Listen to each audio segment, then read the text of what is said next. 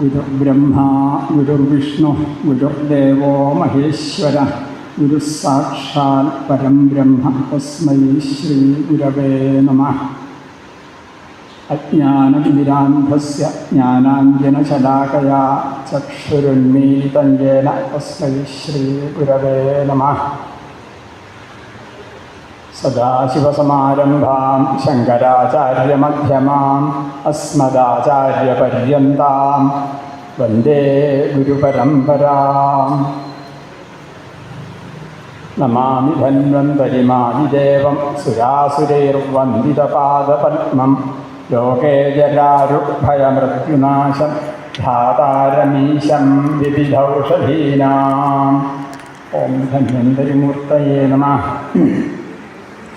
ഗുരുവായൂരപ്പന് നമസ്കാരം. ഈ സ്ഥാപനത്തിൻ്റെ പേരിൽ തന്നെ ലയിച്ചിരിക്കുന്ന സാക്ഷാൽ ബ്രഹ്മജ്ഞാനിയായ ശ്രീരാമകൃഷ്ണ പരമഹംസ പരമാചാര്യന് നമസ്കാരം. അദ്ദേഹത്തിൻ്റെ ശിഷ്യൻ സ്വാമി വിവേകാനന്ദനും ആ പരമ്പരയ്ക്കും നമസ്കാരം.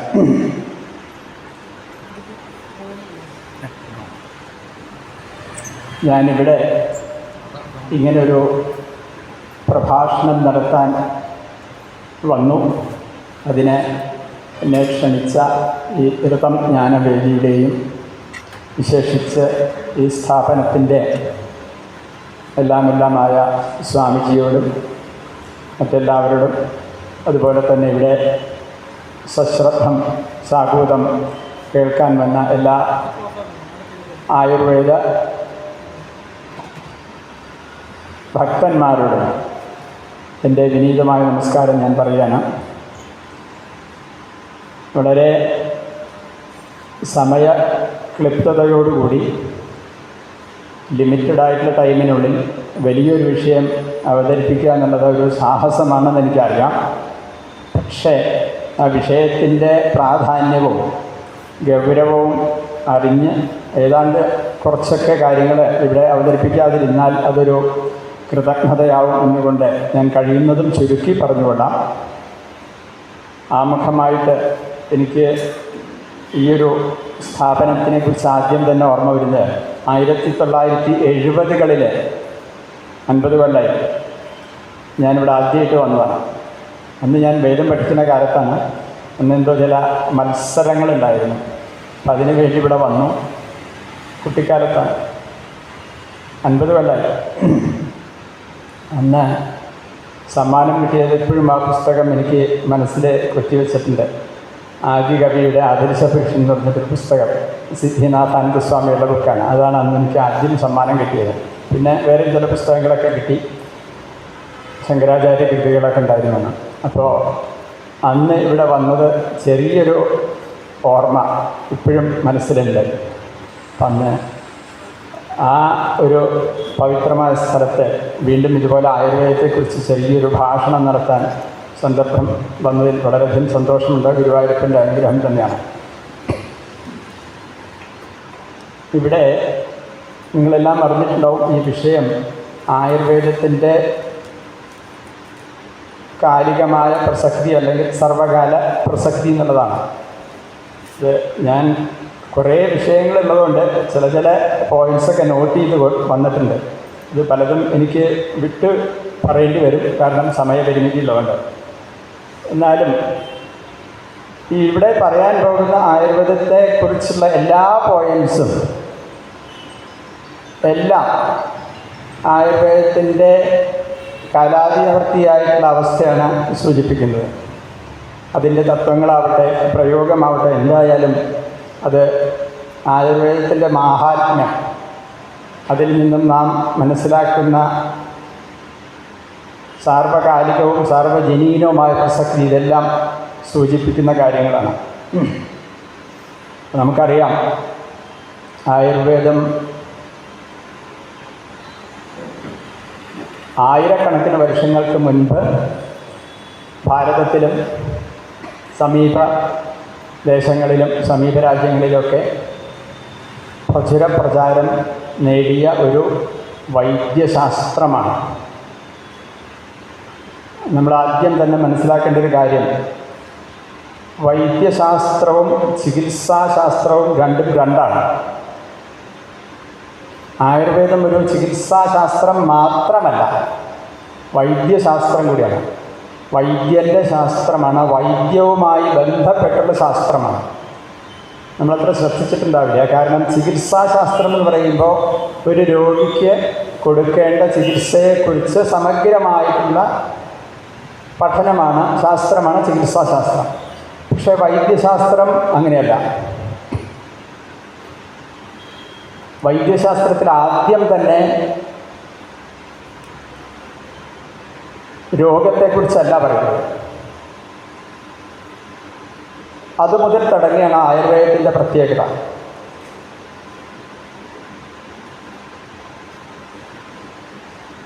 ആയുർവേദം എന്ന വൈദ്യശാസ്ത്ര പാരമ്പര്യത്തിൻ്റെ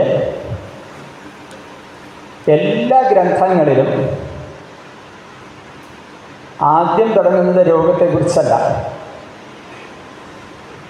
ആരോഗ്യത്തെക്കുറിച്ചാണ് പറയുന്നത്. അപ്പം രോഗം ബേസ്ഡ് അല്ല ശരിക്കും വൈദ്യശാസ്ത്രം, ആരോഗ്യം ബേസ്ഡാണ്. പക്ഷെ ഇന്നത്തെ നമ്മുടെയൊക്കെ സങ്കല്പം രോഗമാണ് പ്രധാനം, രോഗിക്ക് പോലും പ്രാധാന്യമില്ല. പക്ഷേ ആയുർവേദത്തിൽ അങ്ങനെയല്ല. രോഗിക്കും അതിലുപരിയായി സ്വസ്ഥൻ എന്ന് പറയുന്നൊരു പദം പറയുന്നില്ല, സ്വസ്ഥനുമാണ് പ്രാധാന്യം കൊടുത്തിട്ടുള്ളത്. അതുകൊണ്ട് ആയുർവേദ ഗ്രന്ഥങ്ങളിലൊക്കെ ഞാൻ ചുരുക്കി വേഗം പറയാം. ആദ്യം പറയുന്നത് ഒരു സ്വസ്ഥനെക്കുറിച്ചുള്ള കാര്യങ്ങളാണ്. ഇപ്പോൾ ആ സങ്കല്പം നമ്മുടെ സമൂഹത്തിൽ ഇല്ലാതെയായി കഴിഞ്ഞു. രോഗം, മരുന്ന്, ചികിത്സ, ആശുപത്രി, ഇത് മാത്രമായിട്ട് ചുരുങ്ങിക്കഴിഞ്ഞു. ഞാൻ പണ്ട് ആയുർവേദ കോളേജിൽ പഠിക്കുമ്പോൾ 35 കൊല്ലം മുൻപ് ആയുർവേദം പഠിക്കുന്ന കാലത്ത് ഞാനൊരു പുസ്തകം വായിച്ചിട്ടുണ്ട്. ഇപ്പോഴും എൻ്റെ അലമാരയിലുണ്ടത്. ലിമിറ്റ്സ് ടു മെഡിസിൻ എന്ന് പറഞ്ഞൊരു ബുക്കുണ്ട്. ഇവാൻ ഇല്ലിച്ച് എന്ന് പറഞ്ഞൊരാൾ. അന്ന് തന്നെ ആ പുസ്തകം വളരെ പ്രസിദ്ധമായിട്ടുള്ളതാണ്. അതിൽ ഈ ഒരു അപകടകരമായിട്ടുള്ള അവസ്ഥയെക്കുറിച്ച് അദ്ദേഹം പറയുന്നുണ്ട്. നമ്മൾ രോഗത്തെ അല്ല ശ്രദ്ധിക്കേണ്ടത്, ആരോഗ്യമുള്ള ഒരു സമൂഹത്തെയും ആരോഗ്യമുള്ള വ്യക്തികളെയുമാണ് നമ്മൾ പരിഗണിക്കേണ്ടത്. അതാണ് വൈദ്യശാസ്ത്രം എന്ന് പറയുന്ന ചികിത്സാശാസ്ത്രത്തിൽ നിന്നും വ്യത്യസ്തമായിട്ടുള്ള ശാസ്ത്രത്തിൻ്റെ പ്രത്യേകത. ഞാനൊരു വാക്ക് ആദ്യം പറഞ്ഞു, സ്വസ്ഥൻ എന്ന് പറഞ്ഞു. സ്വസ്ഥനെക്കുറിച്ചുള്ള പരാമർശം മിക്കവാറും എല്ലാ ആയുർവേദ ഗ്രന്ഥങ്ങളിലുമുണ്ട്. ആയുർവേദം തുടങ്ങുന്നത് തന്നെ വളരെ പോസിറ്റീവായിട്ടുള്ള കാര്യങ്ങൾ പറഞ്ഞതുകൊണ്ടാണ്. നെഗറ്റീവായിട്ടുള്ള കാര്യങ്ങൾ പറഞ്ഞിട്ടേ ഇല്ല. ഈ സ്വസ്ഥനെക്കുറിച്ചുള്ള നല്ലൊരു ഡെഫിനിഷൻ ആയുർവേദത്തിൽ പറയുന്നുണ്ട്. ഞാൻ വേഗം ശ്ലോകം പറയാം. സമദോഷ സമാഗ്നിശ്ച സമധാതു മലക്രിയ പ്രസന്ന ആത്മേന്ദ്രിയമനാ സ്വസ്ഥ ഇത്യഭിധീയതേ എന്നാണ് ശ്ലോകം. മലയാളത്തിലുള്ള മിക്കവാറും ആൾക്കാർക്കൊക്കെ മനസ്സിലാവും, കാരണം വളരെ സിമ്പിളായിട്ടുള്ള ശ്ലോകമാണത്, വളരെ ലളിതമാണ്. സമദോഷം, ഞാൻ വേഗം പറയാം. ത്രിദോഷങ്ങളാണ് പറയുന്നത്. ആ ദോഷത്തെക്കുറിച്ച് പിന്നീട് സമയം കിട്ടുകയാണെങ്കിൽ ഞാൻ പറഞ്ഞോളാം. വാദം, പിത്തം, കഫം എന്ന് പറയുന്ന 3 കൺസെപ്റ്റ് വളരെ ശാസ്ത്രീയമാണ്. നിങ്ങൾ തെറ്റിദ്ധരിക്കരുത്. ലോകത്തിലെ ഏറ്റവും ശാസ്ത്രീയമായിട്ടുള്ള വൈദ്യശാസ്ത്രം എന്ന് പറയുന്നത് ആയുർവേദം തന്നെയാണ്. ഞാൻ ആയുർവേദ വൈദ്യനായതുകൊണ്ടോ ആയുർവേദ ഡോക്ടർ ആയതുകൊണ്ട് പറയല്ല. ഞാൻ ആയുർവേദം പഠിക്കാൻ ചിന്തിക്കുന്നതിന് മുൻപ് തന്നെ ഇവിടുത്തെ അന്നത്തെ ഏറ്റവും ആയുർവേദ കുലപതിയായിരുന്ന രാഘവൻ തിരുവൽപ്പാട്, നിങ്ങൾക്ക് കേട്ടിട്ടുണ്ടോ? തിരുവൽപ്പാടായിട്ട് വളരെയധികം അടുപ്പുണ്ടായിരുന്നു. അദ്ദേഹം ആയുർവേദത്തെക്കുറിച്ച് ധാരാളം പറഞ്ഞു തന്നപ്പോൾ തന്നെ എനിക്ക് ആയുർവേദത്തിലൊരു ഭക്തി അന്ന് മുതലേ ഉണ്ടായിരുന്നു. ഒരു ഭക്തി എന്ന് പറയുന്ന അന്ധമായിട്ടുള്ളതല്ല, അടിയുറച്ച ഒരു ധാരണ. കാരണം അദ്ദേഹം അത്രയും ഭംഗിയായിട്ട് പറഞ്ഞു തന്നിട്ടുള്ള ഒരാളാണ്. ഈ അടുത്ത കാലത്തൊന്നും ഇത്രയും ആയുർവേദത്തെ ശാസ്ത്രീയമായി മനസ്സിലാക്കിയ ഒരാളുണ്ടായിരുന്നില്ല, ഇപ്പോഴുമില്ല. അപ്പോൾ ആയുർവേദത്തിൽ ഈ 3 ദോഷങ്ങളെക്കുറിച്ച് പറയുന്നുണ്ട്. അതൊരു കൺസെപ്റ്റാണ്. ഞാൻ പറയാൻ കാരണം അത് അത്ര ശാസ്ത്രീയമായിട്ടുള്ള കാര്യമാണ്. എന്താണ് ശാസ്ത്രം, എന്താണ് സയൻസ് എന്നൊക്കെ ഞാൻ പിന്നെ പറയാം. എന്താ വ്യത്യാസം എന്നൊക്കെ നിങ്ങൾക്കൊരു പക്ഷേ അറിയുമായിരിക്കും, എന്നാലും ഞാൻ പിന്നീട് പറഞ്ഞോളാം. ഇപ്പോൾ ശരീരത്തിലുള്ള 3 തരത്തിലുള്ള ഒരു എനർജി എന്ന് വേണമെങ്കിൽ പറയാം. ശരീരത്തെ നിയന്ത്രിക്കുന്ന 3 ഘടകങ്ങൾ. അൾട്രാ മോഡേണായിട്ടുള്ള സയൻറ്റിഫിക് തിയറിയാണ്. ആ 3 ദോഷങ്ങളും സമമായി ഇക്വിലിബ്രിയം കീപ്പ് ചെയ്താൽ അങ്ങനെ ഇരിക്കുന്ന ഒരാളെ ആരോഗ്യവാൻ, സ്വസ്ഥൻ എന്ന് പറയും. തീർച്ചയായിട്ടും നിങ്ങളൊക്കെ ആയുർവേദത്തെക്കുറിച്ച് കുറച്ചെങ്കിലും അറിഞ്ഞിരിക്കണം. കാരണം അത്രയും മഹത്തായൊരു ശാസ്ത്രം നമ്മുടെ ഇടയിലുണ്ട് എന്നുള്ളത് നമുക്കൊക്കെ അഭിമാനിക്കേണ്ട കാര്യമാണ്. പിന്നെ അഗ്നിശ്ച, അഗ്നി ശരീരത്തിലുള്ള, നിങ്ങൾക്കൊക്കെ ഒരുപക്ഷെ അറിയുന്നത് ജഠരാഗ്നി, അങ്ങനെ പലവിധ അഗ്നികളുണ്ട്. ധാതുവിലും ദോഷത്തിലൊക്കെ ഒരുപാട് അഗ്നികളുണ്ട്. പചിപ്പിക്കുക, ഡൈജസ്റ്റ് ചെയ്യുക എന്നുള്ളതാണ് ഈ അഗ്നിയുടെ ധർമ്മം. പല വിധത്തിലുള്ളതുണ്ട്. അത് ഈ പ്രപഞ്ചത്തിൽ അത്യാവശ്യമായിട്ടുള്ള കാര്യമാണ്. ഇത് പ്രപഞ്ചം, ഞാൻ പിന്നെ പറയാം, പ്രപഞ്ചമായിട്ട് ബന്ധപ്പെട്ടാണ് ഇതൊക്കെ കിടക്കുന്നത്. അപ്പോൾ സമമായിട്ടുള്ള അഗ്നി, എല്ലാ അഗ്നികളും, ശരീരത്തിലുള്ള എല്ലാ അഗ്നികളും സമമായിട്ട് ഇരിക്കണം ഒരാളുടെ. പണ്ട് യജുർവേദത്തിൻ്റെ ഒരു പുസ്തകം പബ്ലിഷ് ചെയ്യാൻ നേരത്ത് DC ബുക്സിലെ രവി ഡീസനോട് ചോദിച്ചു, എന്നാൽ സാമവേദത്തിൻ്റെ ഒരു പുസ്തകം ഇതിനൊപ്പം ഇറക്കാൻ പറ്റുമോ ചോദിച്ചു. അപ്പോൾ അദ്ദേഹം പറഞ്ഞു, ഒരു 6 മാസത്തിനുള്ളിൽ എഴുതി തരാമെങ്കിൽ നമുക്ക് ഒരുമിച്ച് ഇറക്കാമായിരുന്നു എന്ന് പറഞ്ഞു. ഞാൻ പറഞ്ഞു, ഞാൻ 50 കൊല്ലമായിട്ട് സാമവേദം പഠിച്ചുകൊണ്ടിരിക്കുകയാണ്, ഇപ്പോഴും പഠിച്ചുകൊണ്ടിരിക്കുകയാണ്. കുട്ടികളെ പഠിപ്പിക്കുന്നുണ്ടെന്നുള്ളത് വേറെ കാര്യം. പക്ഷേ 6 മാസം പോയിട്ട് 6 കൊല്ലം കൊണ്ട് പോലും എനിക്കതൊരു പുസ്തകമായിട്ട് എഴുതി തരാൻ പറ്റുമെന്ന് എനിക്ക് തോന്നുന്നില്ല. അതിനൊരു കാരണം ഞാൻ പറഞ്ഞു. ഈ അഗ്നി എന്ന് പറഞ്ഞപ്പോൾ ഞാൻ പറയുകയാണത്, അതുമായിട്ട് ബന്ധമുണ്ട്. സാമവേദം തുടങ്ങുന്നത്, ഞാൻ സാമവേദിയാണ്, സാമവേദം പാരമ്പര്യമായിട്ട് പഠിച്ചിട്ടുള്ള ആളാണ്. അപ്പോൾ സാമവേദം തുടങ്ങുന്നത് അഗ്നി എന്നുള്ള പദം കൊണ്ടാണ്. ഋഗ്വേദവും അങ്ങനെ തന്നെയാണ്. അഗ്നിമേളെ പുരോഹിതം, നിങ്ങൾ കേട്ടിട്ടുണ്ടാവും. അപ്പോൾ അഗ്നി വളരെ സിമ്പിളാണ്. അഗ്നിയായിട്ടുള്ള പുരോഹിതനെ ഞാൻ ഉപാസിക്കുന്നു അല്ലെങ്കിൽ ആരാധിക്കുന്നു എന്നൊക്കെയാണ് അതിൻ്റെ ആ മന്ത്രത്തിൻ്റെയൊക്കെ അർത്ഥം. ഞാൻ അഗ്ന ആയാഹി ബീതയെ എന്ന് പറയുന്ന 3 വരികളുള്ള ആദ്യത്തെ മന്ത്രത്തിൻ്റെ അർത്ഥം എഴുതാൻ വേണ്ടി കുറച്ച് കാലം മുൻപ് ഞാൻ എഴുതി തുടങ്ങി മലയാളത്തിൽ. അപ്പോൾ കുറച്ചധികം ഡീപ്പായിട്ട് പോകണമെന്ന് എനിക്കൊരു ആഗ്രഹം ഉണ്ടായിരുന്നത് കൊണ്ട് ഞാൻ കുറേ ദിവസം അതിനുവേണ്ടി മെനക്കെട്ടു. അപ്പോൾ എനിക്കൊരു കാര്യം മനസ്സിലായി, കുറച്ചൊക്കെ എഴുതി തുടങ്ങിയതാണ്. ഒരു 50 പേജ് എഴുതിയാലും അഗ്നി എന്നുള്ള വാക്കിനെക്കുറിച്ച് നമുക്ക് കുറച്ച് മാത്രമേ പറയാൻ പറ്റുള്ളൂ എന്ന് എനിക്ക് മനസ്സിലായി. ഞാൻ വെറുതെ പറയല്ല, എനിക്കത് പറയുമ്പോൾ എക്സൈറ്റഡ് ആവുന്നുണ്ട്. കാരണം അത്രയും വിപുലമായിട്ടുള്ള അർത്ഥമാണ് ഓരോ വാക്കുകൾക്കുമുള്ളത്.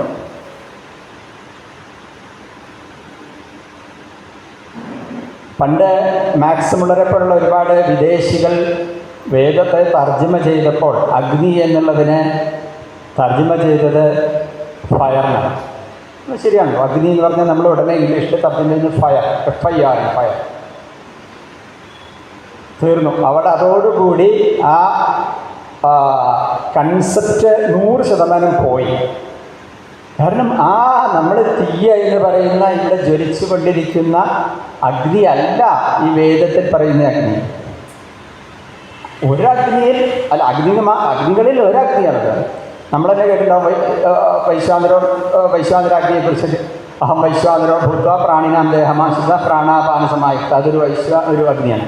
ഇങ്ങനെ നിരവധി ജാതവേദസ്, ഇങ്ങനെ നിരവധി അഗ്നികളെക്കുറിച്ച് വേദത്തിൽ പരാമർശമുണ്ട്. ആയുർവേദത്തിലും അങ്ങനെ ഒരു അഗ്നിയുണ്ട്. ആ അഗ്നികളുടെ സഞ്ചയം സമമായിരിക്കണം. അതാണ് സമദോഷ സമാഗ്നിസ്സ. എന്നാലോചിച്ച് നോക്കൂ. ഇപ്പം നമ്മൾ വെറുതെ നമ്മുടെ ശരീരത്തിലുള്ള ഫയർ വളരെ ഇക്വിലിബ്രിയം കീപ്പ് ചെയ്യണമെന്ന് പറഞ്ഞു കഴിഞ്ഞാൽ അവിടെ പഠിച്ചു ഒക്കെ തെറ്റിപ്പോയി. കാരണം ഡൈജസ്റ്റീവ് സിസ്റ്റത്തിലുള്ള അഗ്നിയുണ്ട്, ഓരോ ധാതുവിലും പചനം നടത്തുന്ന അഗ്നിയുണ്ട്, ഇങ്ങനെ പല അഗ്നികളുമുണ്ട്. അതുകൊണ്ടാണ് വേദത്തിൽ അഗ്നി ഒരു ദേവതയായിട്ട് സങ്കല്പിച്ചിരുന്നത്.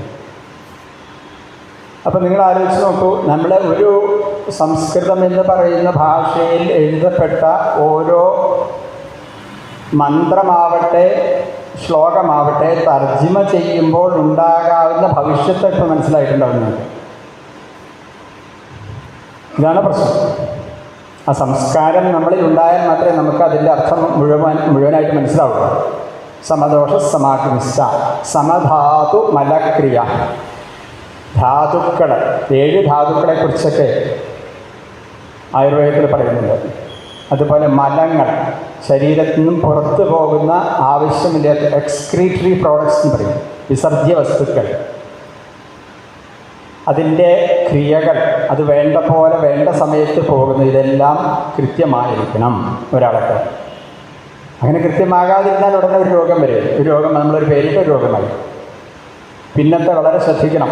ഇതൊക്കെ ആയുർവേദത്തിൻ്റെ പ്രത്യേകതയാണ്. ഇതുകൊണ്ടാണ് ആയുർവേദം ഇന്നും സജീവമായി ഇവിടെയും ലോകത്തിലെല്ലായിടത്തും നിലനിൽക്കുന്നത്. അതിനെ എത്ര കണ്ട് നമ്മൾ അടിച്ചമർത്താൻ ശ്രമിച്ചാലും നിലനിൽക്കുക തന്നെ ചെയ്യും. പിന്നത്തെ വരി പ്രസന്ന ആത്മേന്ദ്രിയ മനാഹ. പ്രസന്നമായ, പ്രസാദത്തോടു കൂടിയ ആത്മാവ്, ഇന്ദ്രിയങ്ങൾ, മനസ്സ്. ഉണ്ടോ അവിടെ മനസ്സെന്നുള്ള വാക്ക് വന്നു. ഇപ്പോഴും മോഡേൺ മെഡിസിൻ എന്ന് പറയുന്ന നാം കൽപ്പിച്ചിരിക്കുന്ന അലോപ്പതിയിൽ മനസ്സിനെക്കുറിച്ച് വളരെയധികം വികലമായ കാഴ്ചപ്പാടാണ്. ഞാൻ MSc സൈക്കോളജി ചെയ്തു മോഹത്തിന് വേണ്ടിയിട്ട്.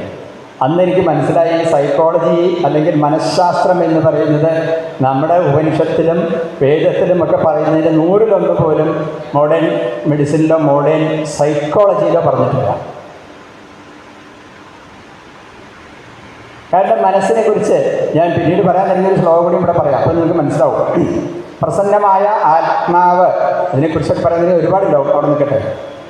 നമ്മുടെ ശരീരത്തെ നിയന്ത്രിക്കുന്ന ജീവശക്തി എന്ന് വിചാരിച്ചോളൂ, അവിടെ നിൽക്കട്ടെ. ഇന്ദ്രിയങ്ങൾ, 10 ഇന്ദ്രിയങ്ങൾ പറയുന്നുണ്ട്, അറിയാലോ. ജ്ഞാനേന്ദ്രിയം, കർമ്മേന്ദ്രിയം, 5 എണ്ണം. പിന്നെ ആത്മ, ഇന്ദ്രിയ, മനസ്സ്. മനസ്സ് വളരെ പ്രധാനമാണ്. ഇപ്പോൾ പതുക്കെ മോഡേൺ മെഡിസിനിൽ, അതായത് അലോപ്പതിയിൽ മനസ്സിൻ്റെ പ്രാധാന്യത്തെക്കുറിച്ച് പറഞ്ഞു തുടങ്ങിയിട്ടുണ്ട്. പണ്ട് ഇത്രയൊന്നും ഒരു 30 കൊല്ലോ 40 കൊല്ലോ 50 കൊല്ലോ 100 കൊല്ലോ മുൻപ് അലോപ്പതിയിലെ ഈ മനസ്സിനെക്കുറിച്ച് ഇത്രയൊന്നും ഗൗരവമായിട്ട് പറഞ്ഞിട്ടില്ല. പ്രസന്ന ആത്മേന്ദ്രിയ മനാ സ്വസ്ഥ ഇത്യഭിധീയതേ. ഇങ്ങനെ ഒരാളാണ് സ്വസ്ഥൻ എന്ന് പറയുന്നത്. ഈ സ്വസ്ഥനെക്കുറിച്ചുള്ള പരാമർശമാണ് ആദ്യം ആയുർവേദത്തിലുള്ളത്. അല്ലാണ്ട് രോഗത്തെക്കുറിച്ചോ രോഗിയെക്കുറിച്ചോ അവസാനം പറയുന്നത്. കാലം മാറി. ഇന്നിപ്പോൾ തിരിച്ചിട്ടുള്ളൊരവസ്ഥയായി. കാരണം ഒരു വീട്ടിലെ രോഗികൾ ഇല്ലാത്ത വീട്, പണ്ട് മരിക്കുമ്പോൾ പറഞ്ഞ പോലെ കടുക്, മരിക്കാത്ത വീട്ടിൽ നിന്നൊരു കടുക് കൊണ്ടുവരുന്ന അങ്ങനെ ഒരു കഥയൊക്കെ പറഞ്ഞില്ല. അതുപോലെ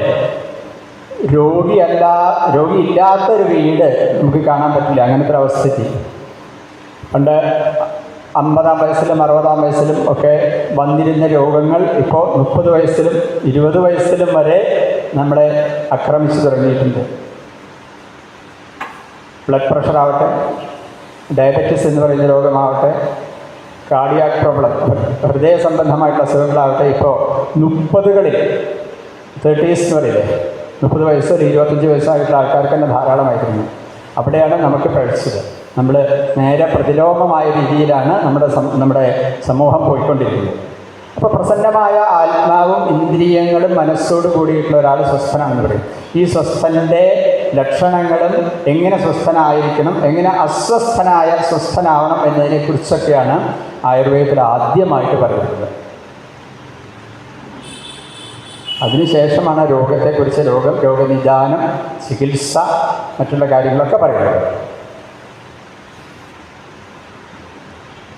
ഇത് ആയുർവേദത്തിൻ്റെ മാത്രം പ്രത്യേകതയാണ്. അതുകൊണ്ടാണ് ആയുർവേദം ഇന്നും ഇവിടെ നിലനിൽക്കുന്നത്. കാരണം എന്തൊക്കെ പറഞ്ഞാലും, എത്രയൊക്കെ വിദേശികളെ ഇവിടെ ആക്രമിച്ച് നമ്മുടെ സംസ്കാരത്തെ ഇല്ലായ്മ ചെയ്യാൻ വേണ്ടി നമ്മുടെ വിദ്യാഭ്യാസ സമ്പ്രദായത്തെ തകിടം മറിച്ചു. ഇങ്ങനെയുണ്ടായി. അതോടുകൂടി ഇവിടുത്തെ നമ്മുടെ പാരമ്പര്യത്തെക്കുറിച്ചുള്ള അഭിമാനമോ നമ്മുടെ പാരമ്പര്യമായിട്ടുള്ള കാര്യങ്ങളെക്കുറിച്ച് അറിവോ പുതിയ തലമുറയ്ക്ക് ഇല്ലാതെ പോയി. ഇതാണ് പ്രശ്നം. ഇന്നത്തെ ഹൈസ്കൂൾ വിദ്യാർത്ഥികളോട് ഭാരതീയമായ ചികിത്സാരീതി എന്തൊക്കെ ന്യൂനതകൾ ഉണ്ടെന്ന് പറഞ്ഞാലും മഹത്തായുള്ള ശാസ്ത്രമാണെന്ന് നിഷ്പക്ഷമായി എല്ലാവരും പറയുന്ന, നിഷ്പക്ഷരായിട്ടുള്ള ആൾക്കാരൊക്കെ പറയുന്നുണ്ട്. അത് വലിയൊരു മഹത്തായിട്ടുള്ള ശാസ്ത്രം തന്നെയാണ്. പ്രാക്ടിക്കലായിട്ടുള്ള ചില ലിമിറ്റേഷൻസ് ആയുർവേദത്തിനുണ്ട് എന്നിരിക്കലും ഈ ആയുർവേദത്തെക്കുറിച്ച് ഇന്നത്തെ കുട്ടികൾക്ക് ഒന്നും അറിയാൻ പറ്റില്ല, ഒന്നും അറിയില്ല. അതാണ് സത്യം. അതെന്തുകൊണ്ടാണ്? അവരെ പഠിപ്പിക്കുന്നില്ല. നമ്മുടെ പൂർവികരെക്കുറിച്ചോ നമ്മുടെ സമ്പത്തിനെക്കുറിച്ചോ, സമ്പത്ത് എന്ന് പറഞ്ഞാൽ ധനത്തെയല്ല ഉദ്ദേശിച്ചത്, നിങ്ങൾക്കറിയാമോ, ആത്മീയമായ സമ്പത്തിനെക്കുറിച്ചോ ശാസ്ത്രീയമായ സമ്പത്തിനെക്കുറിച്ചോ യാതൊരു ജ്ഞാനവും കുട്ടികൾക്ക് കൊടുക്കാതിരിക്കണം എന്ന നിർബന്ധ ബുദ്ധിയോട് കൂടിയിട്ടാണ് ഇവിടുത്തെ വിദ്യാഭ്യാസ സമ്പ്രദായം ഇന്ന് നടപ്പിൽ വരുത്തിയിരിക്കുന്നത്. അതാണ് പ്രശ്നം. ഇത്രയൊക്കെ നശിപ്പിച്ചിട്ടും ആയുർവേദം ഇപ്പോഴും നിലനിൽക്കുന്നതിൻ്റെ കാരണം സാർവകാലികമായിട്ടുള്ള പ്രസക്തി ഉള്ളതുകൊണ്ടാണ്. അപ്പം അങ്ങനെ സ്വസ്ഥനെക്കുറിച്ചുള്ള പരാമർശങ്ങളാണ് ആയുർവേദത്തിൽ ആദ്യം പറയുന്നത്.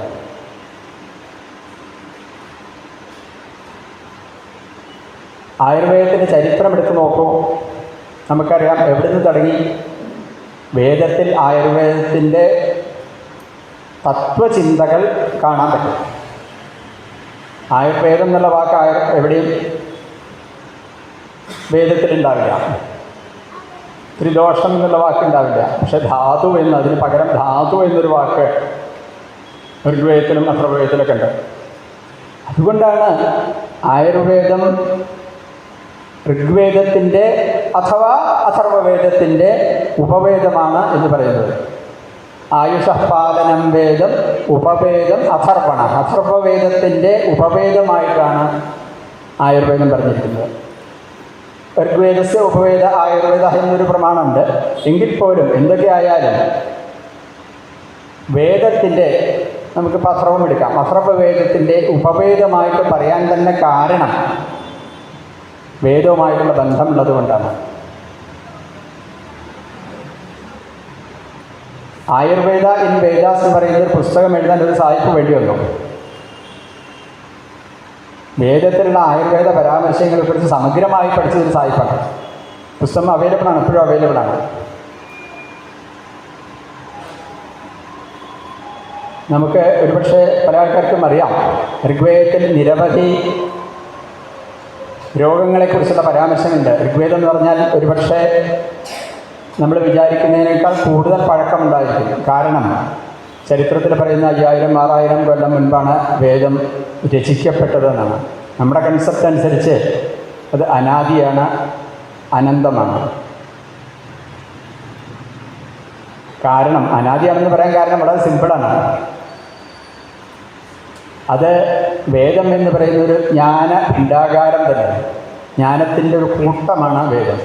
അപ്പം ജ്ഞാനം ഒരിക്കലും ആദിയുള്ളതല്ല, അന്തവുമില്ല. അതുകൊണ്ടാണ് വേദത്തെ അനാദിയാണെന്ന് പറയാനുള്ള പ്രധാന കാരണം. അപ്പോൾ ഈ അഥർവത്തിൻ്റെ ഉപവേദമായിട്ട് സങ്കല്പിച്ചിരിക്കുന്നതിൽ നിന്ന് ആയുർവേദത്തിൻ്റെ വേദവുമായിട്ടുള്ള ബന്ധത്തെക്കുറിച്ച് മനസ്സിലാക്കാം.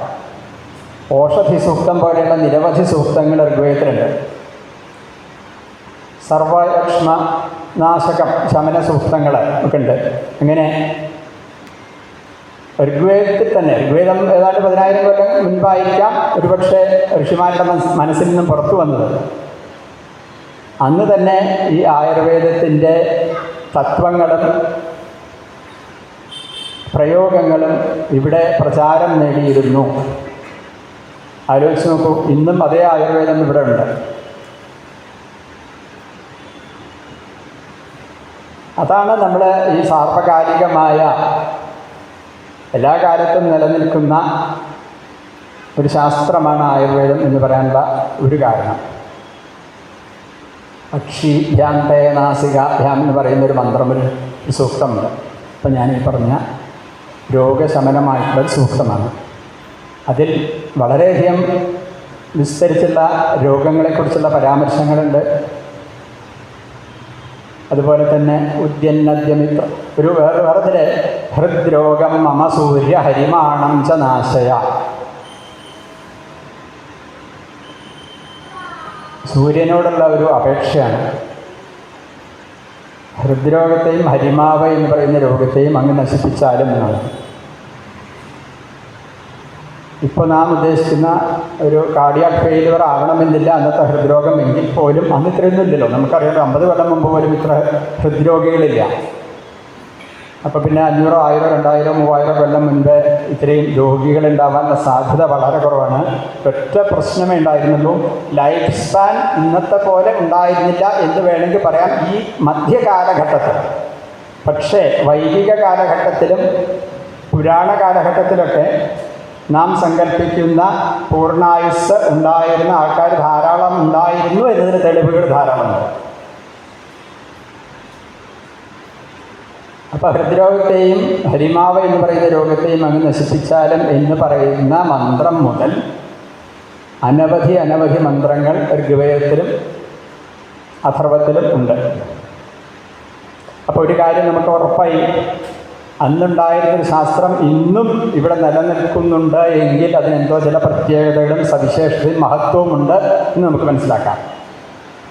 കാരണം ഒരു ശാസ്ത്രമായാലും കലയായാലും സംസ്കാരമായാലും സാഹിത്യമായാലും എന്തായാലും അത് ജനോപകാരപ്രദം അല്ലെങ്കിൽ അധികം കാലം ഈ പ്രപഞ്ചത്തിൽ ഈ പ്രകൃതിയിൽ നിലനിൽക്കില്ല.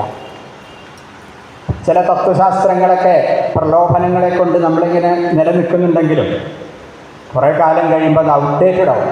അതുകൊണ്ടാണ് നമ്മുടെ ഭാരതീയമായ വൈദിക സംസ്കാരം, ധാർമ്മികമായ നമ്മുടെ സംസ്കാരം മറ്റ് അനവധി സംസ്കാരങ്ങൾ നശിച്ചു പോയെങ്കിലും ഇത്രയും കാലമായിട്ട് ഇവിടെ നിലനിൽക്കുന്നതിന് ഉള്ള ഒരു കാരണം ആത്യന്തികമായിട്ട് അത് ജനങ്ങൾക്ക് ശ്രേയസ്സിന് വേണ്ടിയിട്ട് നിലകൊള്ളുന്ന ഒരു സംസ്കാരമാണ്.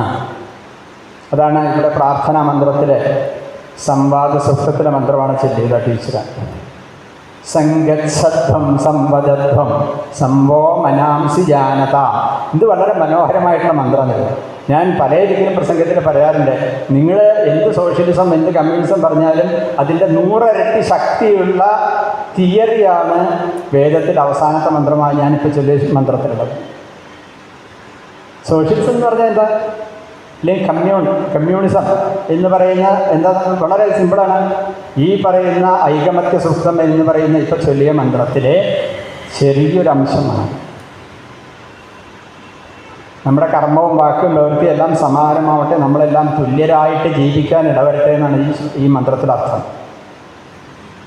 ഇത് ഞാനോ നിങ്ങളോ എഴുതിയതല്ല, നമ്മുടെയൊക്കെ അച്ഛനോ മുത്തച്ഛനോ എഴുതിയതല്ല. ആയിരക്കണക്കിന് കൊല്ലങ്ങൾ മുൻപ് മഹർഷിമാരുടെ മനസ്സിൽ നിന്നും ആവിർഭവിച്ച മന്ത്രമാണ്.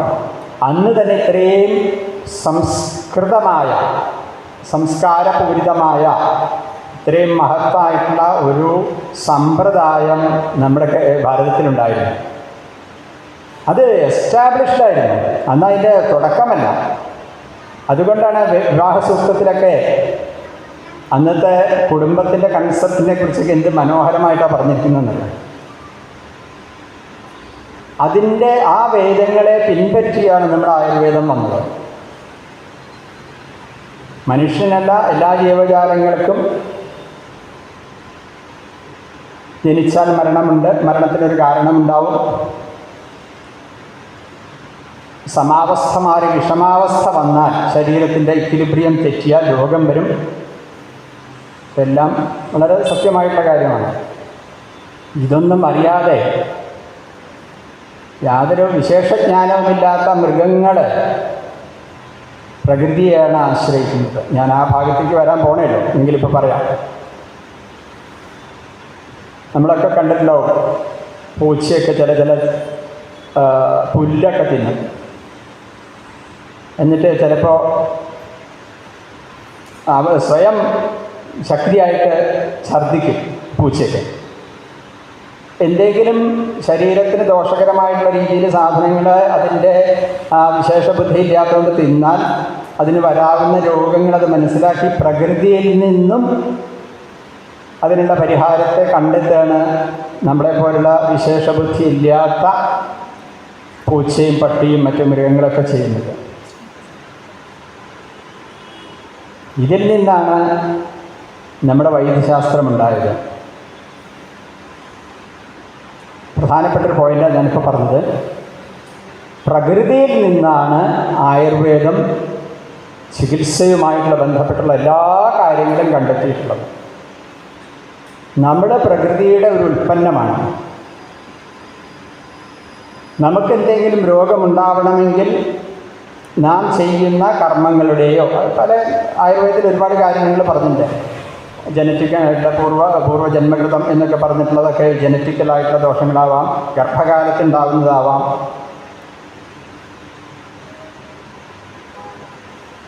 അതുപോലെ സാഹചര്യം കൊണ്ടുണ്ടാവാം. കാലാർത്ഥ കർമ്മണാം യോഗ എന്ന് പറയും. കാലത്തിൻ്റെയും അർത്ഥത്തിൻ്റെയും കർമ്മത്തിൻ്റെയും യോഗവും അതിനുണ്ടാകുന്ന പ്രശ്നങ്ങളുടെയും റിസൾട്ടാണ് ആരോഗ്യവും രോഗവും. രോഗാരോഗ്യ ഏക കാരണം, ഒറ്റ കാരണമേ ഉള്ളൂ. നമ്മൾ ശരിയായ രീതിയിൽ നമ്മുടെ ശരീരത്തിൻ്റെ ഇക്വിലിബ്രിയം കീപ്പ് ചെയ്യാൻ പറ്റുകയാണെങ്കിൽ നമുക്ക് ആരോഗ്യമുണ്ടാവും, അതല്ലെങ്കിൽ രോഗമുണ്ടാവും. അപ്പോൾ ഞാൻ പറഞ്ഞു വന്നത്, ഈ പ്രപഞ്ചത്തിൽ നിന്നും ഉണ്ടായ നമ്മളിൽ ഉണ്ടാകുന്ന വൈഷമ്യാവസ്ഥ, ദാറ്റ് ഈസ് കോൾഡ് ഡിസീസ്. അതിനാണ് രോഗം എന്ന് പറയുന്നത്. അത് ശാരീരികമാവാം, മാനസികമാവാം, പലതരത്തിലാവാം. അതിൻ്റെ പരിഹാരം അതേ പ്രകൃതിയിൽ നിന്നും തന്നെ എടുക്കുക എന്നുള്ള ബേസിക്കായിട്ടുള്ള സങ്കല്പമാണ്, തിയറിയാണ്, സിദ്ധാന്തമാണ് ആയുർവേദത്തിൻ്റെ. അതുകൊണ്ട് യാതൊരു സംശയവുമില്ല, ആയുർവേദം ശാശ്വതമാണ് എന്നുള്ളതിൽ ഒരു സന്ദേഹം വേണ്ട. ചരകസംഹിതയിലെ സൂത്രസ്ഥാനം എന്ന് പറയുന്ന ആദ്യത്തെ ഭാഗത്ത് അവസാനം 30ാമത്തെ അധ്യായത്തിലൊക്കെ പറയുന്നുണ്ട്, ആയുർവേദം സ്വയം ആയുർവേദ ശാശ്വതോ നിർദ്ദിശ്യതേ, ശാശ്വതമാണ്, എന്നെന്നും നിലനിൽക്കുന്നതാണ് കാരണം എന്ന് പറഞ്ഞിട്ട് മൂന്ന് പ്രധാനപ്പെട്ട കാരണങ്ങൾ പറയുന്നുണ്ട്. അതിൽ പ്രധാനപ്പെട്ട ഒന്നാണ് ഞാൻ പറഞ്ഞത്, അനാദിത്വാൻ.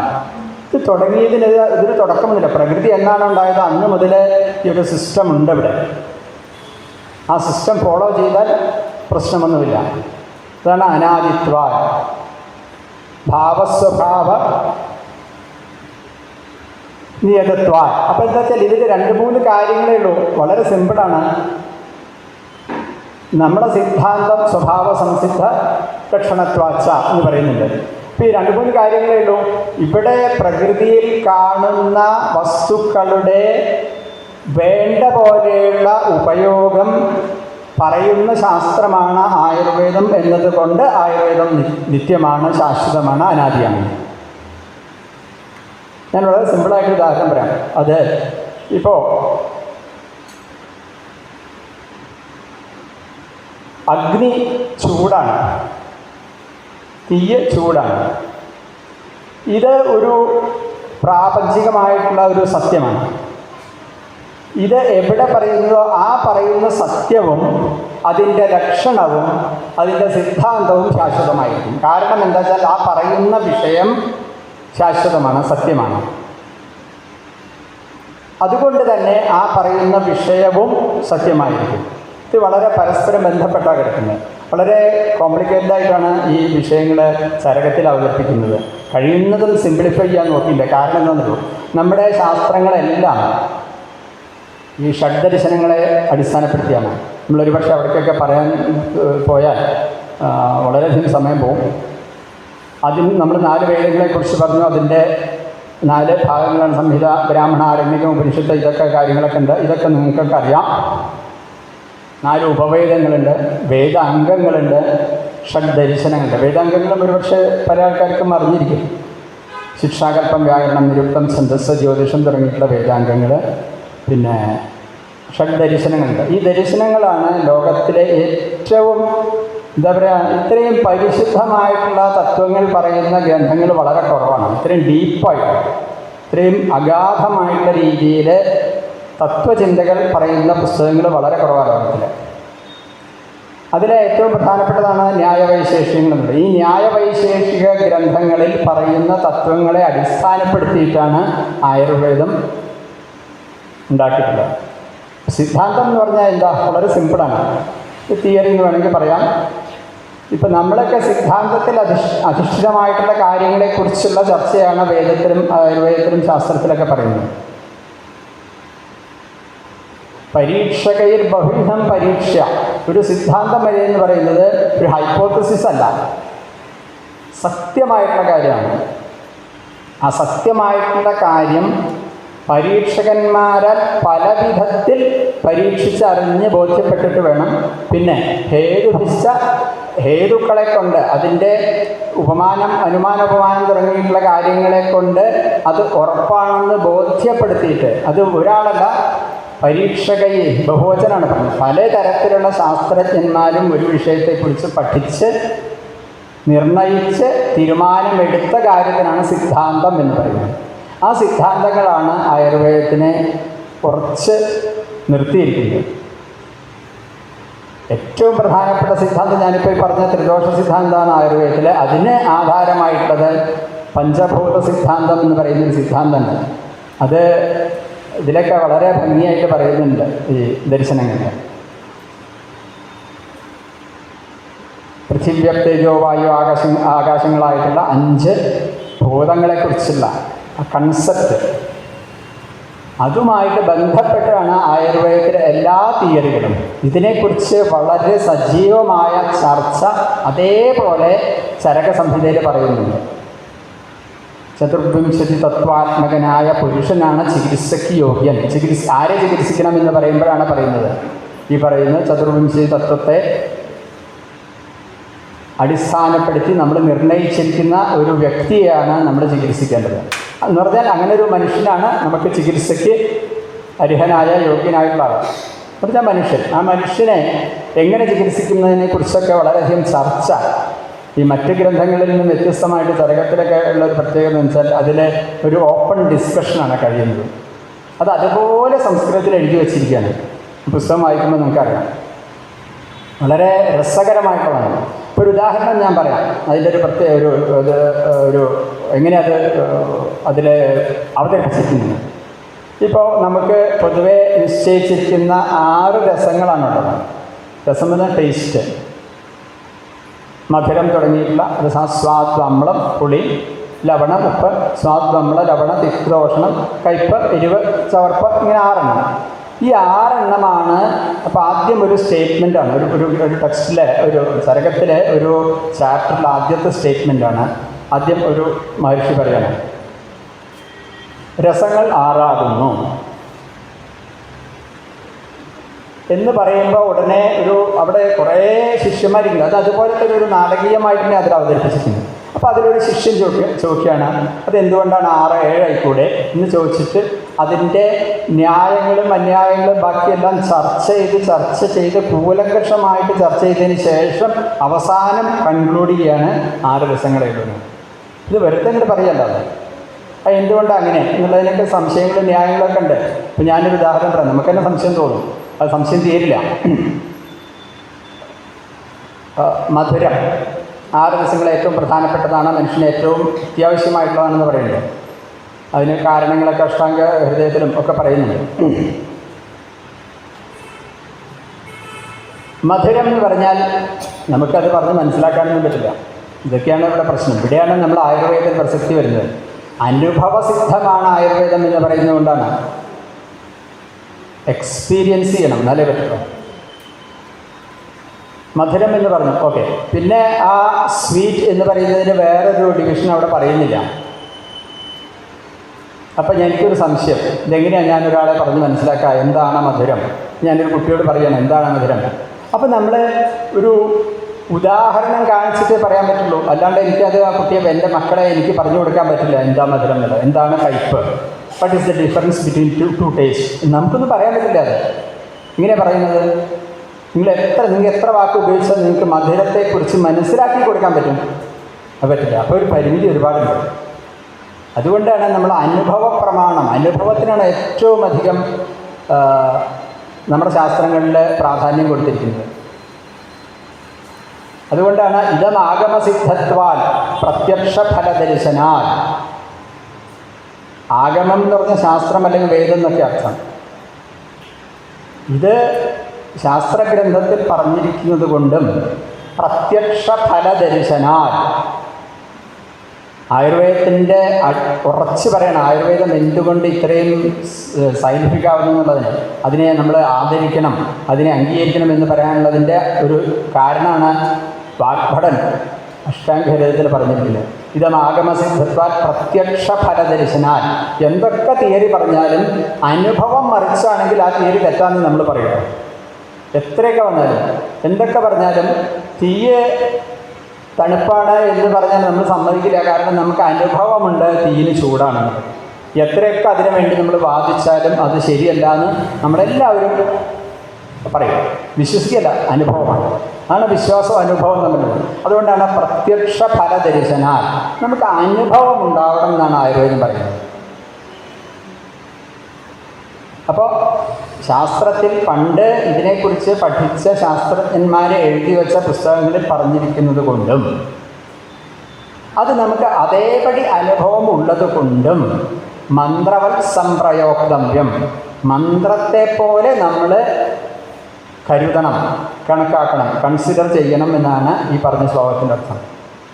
അപ്പം മന്ത്രം എങ്ങനെയാണെന്നുള്ളതിൻ്റെ ഒരു ഇതുകൂടി ഞാൻ കഴിഞ്ഞ ദിവസം ആലോചിച്ചപ്പോൾ ഇദ്ദേഹം സ്വാമിജി എന്നോട് ഈ പറഞ്ഞപ്പോൾ ഞാൻ വിചാരിച്ചു, ഈ ഇതമാഗമ സിദ്ധത്വം എന്ന ശ്ലോകത്തിൽ മന്ത്രവൽ സംപ്രയോക്തവ്യം, മന്ത്രത്തെ പോലെ നമ്മൾ ആയുർവേദത്തിലെ കാര്യങ്ങൾ നമ്മൾ മനസ്സിലാക്കണം എന്ന് പറയുമ്പോൾ മന്ത്രത്തെ പോലെ പറയുമ്പോൾ മന്ത്രം എങ്ങനെയാണ് വേണ്ടത് അവിടെ പറഞ്ഞു കഴിഞ്ഞു.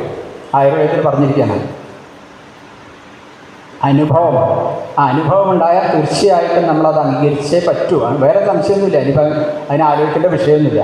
അതാണ് ഇതമാഗമസിദ്ധത്വാൽ പ്രത്യക്ഷ, ആയുർവേദം പറയുന്നതാണ് പ്രത്യക്ഷ ഫലദർശനാൽ മന്ത്രവൽ സംപ്രയോക്തവ്യം എന്ന മീമാംസ്യം കഥാചന.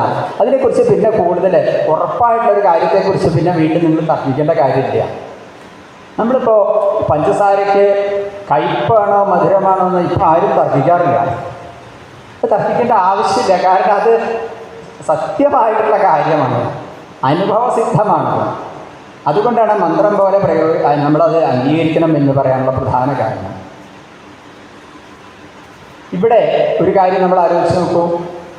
ഈ സയൻസും ശാസ്ത്രവും തമ്മിലുള്ള വ്യത്യാസമാണ്. ശാസ്ത്രം ശാസിക്കുന്നതാണ്, നമുക്ക് വേണ്ട കാര്യങ്ങൾ നിശ്ചയിച്ചുറച്ചതിന് ശേഷം അതിനെക്കുറിച്ചുള്ള ഡയറക്ഷൻ തരുന്ന ഒരു ഗ്രന്ഥത്തെയാണ്, അല്ലെങ്കിൽ സിദ്ധാന്തത്തെയാണ് ശാസ്ത്രം എന്ന് പറയുന്നത്. സയൻസ് അങ്ങനെ, സയൻസ് വ്യത്യാസം. കാരണം ശാസ്ത്രം എന്ന് പറയുന്നത് അതാണ് വ്യത്യാസം വരുന്നത്. ശാസ്ത്രത്തിൽ, ഇപ്പോൾ ആയുർവേദ ശാസ്ത്രത്തിലെ കടുക്ക നമുക്കൊക്കെ അറിയാം. 2000 കൊല്ലം മുൻപ് എഴുതിയ ഗ്രന്ഥത്തിൽ പറഞ്ഞിരിക്കുന്നു കടുക്ക വിരേചനം അഥവാ ലാക്സേറ്റീവാണ് അല്ലെങ്കിൽ പർജേറ്റീവാണ്, വയറിളക്കുന്ന ഒരു മരുന്നാണ് കടുക്ക. കടുക്ക എന്ന് പറഞ്ഞാൽ നമുക്കൊക്കെ അറിയാം ത്രിഫലയിൽപ്പെട്ട ഒരു സാധനമാണ്, ഒരു കായയാണ്. നെല്ലിക്ക പോലെ ഇരിക്കുന്നതാണ്, കടുക്ക മരത്തുനിന്നുണ്ടാവുന്നൊരു കായാണ്. ഈ കടുക്ക 2 അരച്ച് കഴിച്ചാൽ പിറ്റേ ദിവസം സുഖമായ ശോധന, മലശോധന ഉണ്ടാവും എന്ന് എഴുതി വെച്ചിരുന്നല്ലോ. ഈ പറഞ്ഞ ഗ്രന്ഥത്തിലൊക്കെ പറയുന്നുണ്ട്. അഭയ, അഭയ എന്ന് പറഞ്ഞാൽ വാക്കിൻ്റെ അർത്ഥം തന്നെ അഭയത്തെ നൽകുന്നതാണ്. കടുക്കയുടെ സംസ്കൃതത്തിലുള്ള പേരാണ് അഭയ. അതുകൊണ്ട് അഭയാരിഷ്ടം, അഭയ പ്രധാനമായിട്ടുള്ള ഒരു മരുന്നാണ് അഭയാരിഷ്ടം. അത് അന്ന് എഴുതി വെച്ച് ഇന്നൊരു മാറ്റമില്ല. അപ്പോൾ ഇങ്ങനൊരു 100 നമുക്ക് അനുഭവമാണെങ്കിൽ 101ാമത്തെ കാര്യം നമ്മൾ സംശയിക്കേണ്ട കാര്യമില്ല എന്നാണ് ഈ പറഞ്ഞ ശ്ലോകത്തിൽ അർത്ഥം. മന്ത്രവൽ സംപ്രയോക്തവ്യം ന മീമാംസ്യം കഥാചന. ഒരിക്കലും പിന്നെ അതിനെക്കുറിച്ച് നിങ്ങൾ ചർച്ച ചെയ്യേണ്ട കാര്യമില്ല, കാരണം ഉറപ്പിച്ചിട്ടുള്ള കാര്യമാണ്. അതുകൊണ്ടാണ് പഞ്ചഭൂത സിദ്ധാന്തങ്ങളും ത്രിദോഷ സിദ്ധാന്തങ്ങളാവട്ടെ ഇത്തരം സിദ്ധാന്തങ്ങളൊക്കെ വളരെ ശാസ്ത്രീയമാണെന്ന് പറയാൻ കാരണം. ഇത് 2 പ്രശ്നമുണ്ട്. നമുക്ക് ഈ നേരിട്ട് കാണുന്നതോ കേൾക്കുന്നതോ മാത്രമല്ല സത്യം. സത്യം എന്ന് പറയുന്ന ഈ പറഞ്ഞ ഇന്ദ്രിയങ്ങളിലൊക്കെ 11ാമത്തെ ഇന്ദ്രിയമായിട്ടുള്ള മനസ്സ് അടക്കമുള്ള ഇന്ദ്രിയങ്ങളിലൂടെ നമുക്ക് ഉൾക്കൊള്ളുന്ന, അനുഭവിച്ചറിയുന്ന, മനസ്സിലാക്കുന്ന കാര്യങ്ങളാണ് ഈ പറഞ്ഞ സത്യം എന്ന് പറയുന്നത്. പ്രത്യക്ഷം, അക്ഷം പ്രത്യക്ഷം എന്ന് പറഞ്ഞാൽ ഇന്ദ്രിയം എന്നർത്ഥം. ഈ 5 ഇന്ദ്രിയങ്ങൾ കണ്ണും ചെവിയും മാത്രം പോരാ, മൂക്കും മാത്രം പോരാ. എല്ലാ ഇന്ദ്രിയങ്ങളിലൂടെയും നമ്മൾ മനസ്സിലാക്കുന്ന കാര്യങ്ങൾ അനുഭവസിദ്ധമാകിയാൽ സത്യമായി അവശേഷിക്കുന്നു. ആ സത്യമാണ് നമ്മൾ ഈ പറഞ്ഞ ശാസ്ത്രത്തിലുള്ളത്. അതുകൊണ്ടാണ് ഇത്തരം തിയറികളൊക്കെ വളരെയധികം ഡൗൺ ടു എർത്ത് എന്ന് പറയും. ഇതിൽ കൂടുതൽ അഗാധമായി പോകാൻ പറ്റാത്ത രീതിയിലാണ് നമ്മുടെ ശാസ്ത്രഗ്രന്ഥങ്ങളിലൊക്കെ പറഞ്ഞിട്ടുള്ളത്. ഇതുകൊണ്ടാണ് ആയുർവേദം എല്ലാ കാലത്തും പ്രസക്തമാണെന്ന് പറയാൻ കാരണം, ഇനിയൊരു 100 കൊല്ലം കഴിഞ്ഞാലും കടുക്ക കഴിച്ചാൽ വിരേചനം അഥവാ റിലാക്സേഷൻ ഉണ്ടാവും, യാതൊരു സംശയമില്ല. വേറെ ചില ഔഷധങ്ങൾ കഴിച്ചാൽ വേറെ അനുഭവങ്ങളാവും ഉണ്ടാവുക. ഇങ്ങനെ നിരവധി കാര്യങ്ങൾ ആയുർവേദം എല്ലാ കാലത്തും പ്രസക്തമാണ് എന്ന് പറയുന്നതിനെക്കുറിച്ചുള്ള പരാമർശങ്ങൾ ആയുർവേദ ഗ്രന്ഥങ്ങളിലുണ്ട്. പിന്നെ ഒന്ന് ആലോചിച്ച് നോക്കൂ, നമ്മുടെ ആയുർവേദത്തിൽ എല്ലാ ഇതിലും നോക്കുകയാണെന്നുണ്ടെങ്കിൽ പ്രകൃതിയുമായിട്ട് ബന്ധപ്പെട്ടുള്ള കാര്യങ്ങളെ പറയുന്നുള്ളൂ, കൃത്രിമമായിട്ടൊന്നുമില്ല. ഒരു താരതമ്യ പഠനം എടുത്താൽ നമുക്ക് മനസ്സിലാവും, ഒരു മനുഷ്യനെ സമഗ്രമായിട്ടാണ് ആയുർവേദത്തിൽ ചികിത്സിക്കുന്നത്. കാര്യം അതിൽ 8 അംഗങ്ങളെക്കുറിച്ച് പറയുന്നുണ്ട്. ബാലചികിത്സ, അതുപോലെ തന്നെ മനോരോഗ ചികിത്സ, കണ്ണിൻ്റെ ചികിത്സ, ചെവിയുടെ ചികിത്സയൊക്കെ അന്ന് പറയുന്നുണ്ട്. നമുക്ക് ഇപ്പോൾ വലിയൊരു പ്രശ്നം പറ്റിയത്, ഞാൻ ആദ്യം സൂചിപ്പിച്ച പോലെ വിദേശികളുടെ ഭാഗത്തു നിന്നുമുണ്ടായ ഒരു അടിച്ചമർത്തലിനോടൊപ്പം പിന്നീട് വന്ന ഭരണാധികാരികളുടെ ഒരു ചിറ്റമ്മ നയം എന്നൊക്കെ നമ്മൾ പറയാറുണ്ട്. അത് വളരെയധികം ബാധിച്ചിട്ടുണ്ട്. അതുകൊണ്ടാണ് ഒരു കഴിഞ്ഞ ചില നൂറ്റാണ്ടുകളായിട്ട് ആയുർവേദത്തിൽ വേണ്ടത്ര ഗവേഷണങ്ങൾ ഇല്ലാതെ പോകാനുള്ള പ്രധാന കാരണം. അത് ഈ സിദ്ധാന്തത്തിലൊന്നും യാതൊരു റിസർച്ചിൻ്റെ ആവശ്യമില്ല. ഞാൻ ആദ്യം പറഞ്ഞു, മരുന്നുകൾ പലപ്പോഴും നമുക്ക് ഗവേഷണം നടത്തി പുതിയ കണ്ടുപിടുത്തങ്ങൾ വേണ്ടി വരും. അങ്ങനെ അതൊരാവശ്യമാണത്. പക്ഷേ തിരുമുൽപ്പാടിനെ പോലുള്ള ആൾക്കാർ പറയുന്നത് അതുപോലും ആയുർവേദത്തിൽ ആവശ്യം കുറവാണെന്നാണ്. കാരണം അന്നത്തെ കാലത്ത് ഈ എയ്ഡ്സ് എന്ന് പറയുന്ന രോഗം, ഞാൻ പഠിക്കുന്ന കാലത്തൊക്കെ എയ്ഡ്സ് എന്ന് പറയുന്ന രോഗം വന്ന് ലോകത്തെ പിടിച്ചു കുലുക്കിയൊരു സമയമാണ്. അപ്പോൾ പല ആൾക്കാരും തിരുവനന്തപുരത്തോടും അതുപോലുള്ള ആൾക്കാരുടെയൊക്കെ ചോദിക്കും, ഇങ്ങനെ ഇപ്പോൾ എയ്ഡ്സിനെ കുറിച്ചൊരു പരാമർശം. ഇപ്പോഴും ആൾക്കാർക്ക് ഒരു സംശയമാണ്, പുതിയ രോഗങ്ങളെക്കുറിച്ചുള്ള റഫറൻസ് ഒന്നും ആയുർവേദത്തില്ലല്ലോ, പിന്നെ എങ്ങനെ നമുക്ക് ചികിത്സിക്കുന്നു? അവിടെയാണ് നമ്മൾ ശ്രദ്ധിക്കേണ്ടത്. ആയുർവേദത്തിൻ്റെ പ്രത്യേകത നമ്മൾ മനസ്സിലാക്കണം. ആ ബേസിക്കായിട്ടുള്ള കാര്യങ്ങൾ പറഞ്ഞാൽ പിന്നെ അതിൻ്റെ തിരിച്ചും മറിച്ചേ ഉള്ളൂ, അല്ലാണ്ട് വേറെ പുതിയതൊന്നും പറയാനില്ല. ആ രോഗം ശരീരത്തിൽ ഉണ്ടാക്കുന്ന അവസ്ഥാവിശേഷങ്ങളെ അടിസ്ഥാനപ്പെടുത്തിയിട്ടുള്ള സമാനമായ രോഗങ്ങൾക്ക് കൊടുക്കുന്ന മരുന്നുകൾ കൊടുത്താൽ മതി. ഇപ്പോൾ ഉദാഹരണം പറയാം, എയ്ഡ്സ് എന്ന് പറഞ്ഞാൽ പ്രധാനമായിട്ടും നമ്മുടെ ശരീരത്തിലുണ്ടാകുന്ന നമ്മുടെ ശരീരത്തിൻ്റെ ഓജസ്സിന് ക്ഷയമാണ്, നാശമാണ് ഉണ്ടാകുന്നത്. എൻ്റെ ഒരു 30 കൊല്ലം മുമ്പത്തെ കാര്യം പറയുന്നത്. ഇന്നിപ്പോൾ അതുപോലെ വളരെ പുതിയ രോഗങ്ങൾ ധാരാളം വന്നു. പക്ഷെ ആയുർവേദത്തിൽ പറയുന്നത് നിങ്ങൾ അതിനെക്കുറിച്ച് ചിന്തിക്കേണ്ട. വികാരനാമാകുശലോന്ന് ജിഹ്രീയ കഥാചന നഹി സർവവികാരാണ്. എത്രയോ നൂറ്റാണ്ടുകൾക്ക് മുമ്പ് എഴുതിയ ശ്ലോകമാണ്. നിങ്ങൾ ഒരു വൈദ്യനോട് പറയണം, ഈ ഗ്രന്ഥകാരൻ, നിങ്ങൾ രോഗത്തിൻ്റെ പേരറിഞ്ഞില്ല വിചാരിച്ച് പേടിക്കൊന്നും വേണ്ട. പേരിലൊന്നും വലിയ കാര്യമില്ല. ഞാൻ പറഞ്ഞതല്ല, ഇത് അദ്ദേഹം പറഞ്ഞാണ്, വാഗ്ഭടൻ പറഞ്ഞിരിക്കുകയാണ്. വികാരനാമാകുശലോ എന്ന ജിഹ്രിയ. ജിഹ്രിയ എന്ന് പറഞ്ഞാൽ നിങ്ങളിങ്ങനെ എന്താ പറയുക, ഇളിക്കരാവാന്ന് പറയും, ഇങ്ങനെ ഒരു അബദ്ധമാവാന്നൊക്കെ പറയില്ല. നമ്മുടെ പരിഹാസപാത്രമാവേണ്ട കാര്യമില്ല. ഒരു ഇൻഫീരിയോറിറ്റി കോംപ്ലക്സ് വേണ്ടെന്നാണ് ആ വാക്കിൻ്റെ അർത്ഥം. ന ജിഹ്രീയ കഥാചന നഹി സർവവികാരാണാം നാമദോസ്തി ധ്രുവാസ്ഥിതി. എല്ലാ വികാരം എന്ന് പറഞ്ഞ രോഗം എന്നാണ് അർത്ഥം. എല്ലാ രോഗങ്ങൾക്കും പേര് പറയാനുള്ള പ്രായോഗികമല്ല. അതുകൊണ്ടാണ് പുതിയ രോഗങ്ങൾക്ക് അതിൻ്റെ പ്രതിരോധം കണ്ടുപിടിച്ച ഡോക്ടർമാരുടെ പേരൊക്കെ കൊടുക്കുന്നത്. അപ്പം അങ്ങനെയാണ്. അതുപോലെ മങ്കി ഫീവർ, അല്ലെങ്കിൽ എന്താ പറയുക, പക്ഷിപ്പനി എന്നൊക്കെ പറയണത്, ഇതൊക്കെ ഒരു പുതിയ പേരിട്ട് തന്നെ. അപ്പോൾ എന്താ അവിടെ വരുന്നതെന്ന് വെച്ചാൽ, ഇപ്പോൾ എയ്ഡ്സ് ആവട്ടെ, മാരകമായിട്ടുള്ള മറ്റെന്ത് രോഗങ്ങളാവട്ടെ, പുസ്തകത്തിൽ പറഞ്ഞില്ല എന്ന് വിചാരിച്ച് വിഷമിക്കേണ്ട. അതിന് സമാനമായിട്ടുള്ള ലക്ഷണങ്ങൾ ഉള്ള രോഗങ്ങൾ ഗ്രന്ഥത്തിൽ പറഞ്ഞിട്ടില്ല, യാതൊരു സംശയമില്ല. കാരണം ശരീരത്തിന് എന്നെ അവസ്ഥയിൽ കൂടെ പോകാൻ പറ്റുള്ളൂ എന്നൊരു നിയമമുണ്ട്. അത് ഈ ശരീരത്തിലുണ്ടാകുന്ന വൈഷമ്യം എന്ന് പറയും. അത് 2-3 തരത്തിൽ ആദ്യം തന്നെ തിരിച്ചിട്ടുണ്ട്. ഇതിൻ്റെ അവാന്തര വിഭാഗങ്ങളെ വെച്ച് നോക്കി അതിനെ ചികിത്സിച്ചാൽ മതി.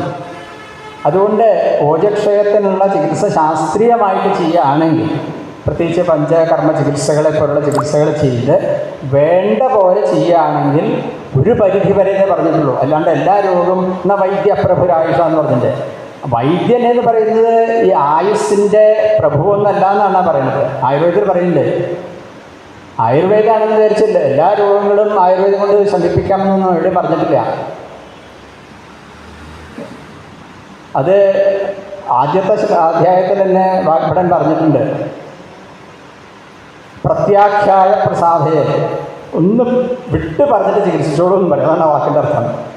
ഇപ്പോൾ ഇവിടെയൊക്കെ ഐ സിയുടെ മുമ്പിലൊക്കെ ഇൻറ്റൻസീവ് കെയർ യൂണിറ്റിൻ്റെ മുമ്പിലൊക്കെ ഡോക്ടർമാർ, വിദഗ്ധരായിട്ടുള്ള ഡോക്ടർമാർ പുറത്തു വന്നിട്ട് പ്രതീക്ഷയൊന്നും വേണ്ട കേട്ടോ, എന്നാലും ഞങ്ങൾ നോക്കാമെന്ന് പറയും.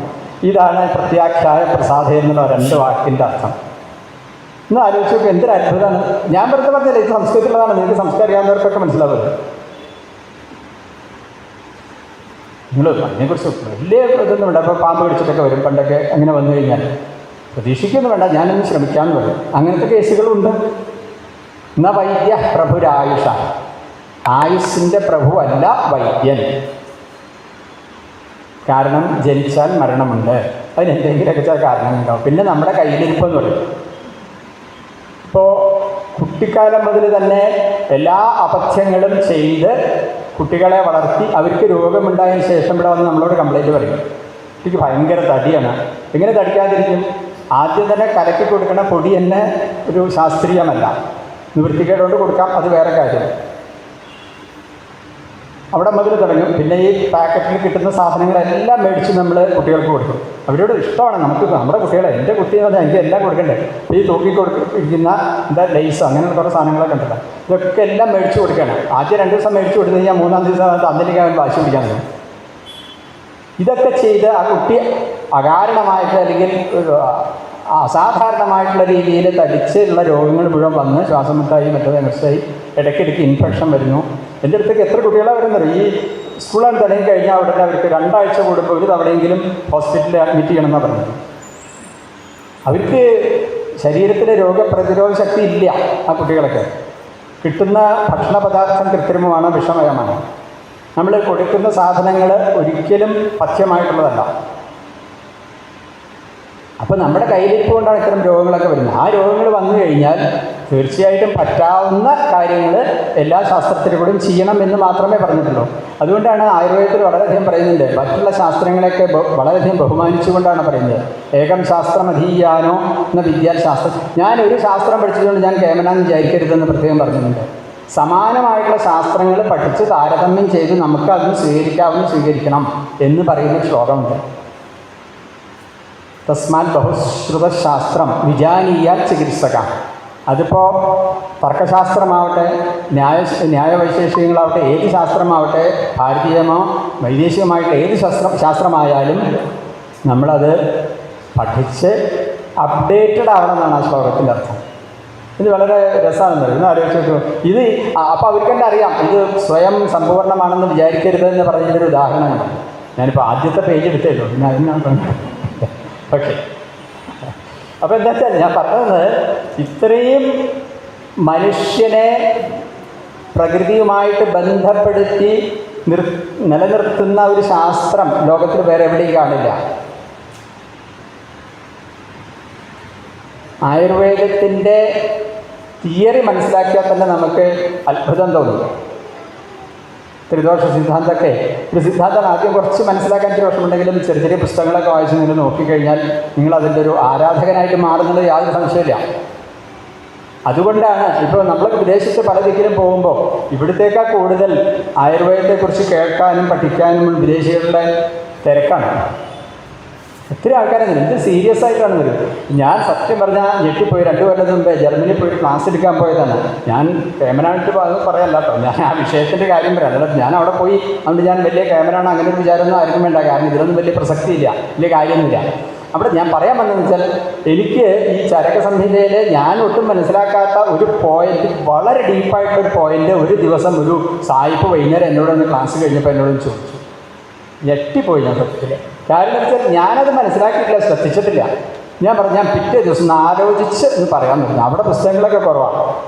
അവസാനം ഞാൻ അതിനെക്കുറിച്ചൊരു ചെറിയൊരു പഠനമൊക്കെ നടത്തി. അതിൻ്റെ എന്തുകൊണ്ടാണ് ഇങ്ങനെ വരാനുള്ള കാരണം എന്നുള്ളത് പിറ്റേ ദിവസം അദ്ദേഹത്തിന് പറഞ്ഞ് മനസ്സിലാക്കി കൊടുത്തു. ഞാൻ സത്യം പറഞ്ഞാൽ എനിക്ക് അത്ഭുതമായി. അദ്ദേഹം എൻ്റെ ഒരു എന്താ പറയുക, ഒരു വഴികാട്ടിയായി മാറി. കാരണം എനിക്ക് മനസ്സിലാവാത്തൊരു കാര്യം അദ്ദേഹം ഒരു സംശയം ചോദിച്ചതിലൂടെ എനിക്ക് മനസ്സിലാക്കാൻ പറ്റും. അത് വലിയൊരു കാര്യമാണ്. അതുകൊണ്ട് വിദേശികളാവട്ടെ, അവിടുത്തെ രാജ്യങ്ങളിലൊക്കെ വളരെ മാഫിയകളും ലോബികളൊക്കെ ഉണ്ട്. അതുകൊണ്ടാണ് മറ്റ് വിദേശ രാജ്യങ്ങളിലൊക്കെ ആയുർവേദത്തെ അത് എന്താ പറയുക ശരീരത്തിന് ദോഷകരമാണ്. ഞാനിപ്പോൾ കഴിഞ്ഞ ദിവസം ഒരു യൂട്യൂബിൽ കണ്ടു, മരുന്ന് കഴിച്ചാൽ ത്രിഫല കഴിച്ചാൽ ലിവർ പോവും, ലങ്സ് പോവും, മറ്റത് വരും എന്നൊക്കെ പറഞ്ഞിട്ട് എനിക്ക് സങ്കടം തോന്നിയില്ല. എത്ര വിവരമില്ലാത്ത ആൾക്കാർ എത്ര വേഗത്തിലായി അലോപ്പതി ഡോക്ടർമാർ. ഞാൻ അവരെ കുറ്റം പറയല്ല. ഞാനാണെങ്കിലും ഒരു ആക്സിഡൻറ്റ് പറ്റിയാൽ ഞാൻ തീർച്ചയായിട്ടും മോഡേൺ ഹോസ്പിറ്റലിൽ പോവുള്ളൂ. അത് സത്യമാണ്. എല്ലാത്തിനും അതിൻ്റേതായിട്ടുള്ള ഗുണങ്ങളും ദോഷങ്ങളും ഉണ്ടെന്ന് നമ്മൾ ആദ്യം മനസ്സിലാക്കണം. പക്ഷേ എനിക്കറിയാത്തൊരു കാര്യത്തെക്കുറിച്ച് ഞാനൊരു അപവാദം പറയാമെന്ന് പറയുമ്പോൾ, ത്രിഫല എന്ന് പറയുന്ന കടുക്ക, നെല്ലിക്ക, താനിക്ക എന്ന് പറയുന്ന ഈ 3 മരുന്നുകളുടെ ഈ 3 കായകളുടെ കൂട്ട് സ്ഥിരമായിട്ട് കഴിച്ചാൽ നിങ്ങൾക്ക് വളരെയധികം ദോഷമുണ്ടാവും, ലിവറിന് വളരെയധികം ദോഷമുണ്ടാവും എന്ന് പറയുന്ന ഒരു യൂട്യൂബ് കണ്ടപ്പോൾ എനിക്ക് വിഷമം തോന്നി. നമുക്കൊന്നും ചെയ്യാനില്ല. കാരണം ഇവിടെയാണെങ്കിലും വിദേശത്താണെങ്കിലും ലോബികളാണ് കാര്യങ്ങൾ നിയന്ത്രിക്കുന്നത്. ആയുർവേദം വളർന്നു കഴിഞ്ഞാൽ പല ആൾക്കാരുടെയും വെള്ളം കൂടി മുട്ടും.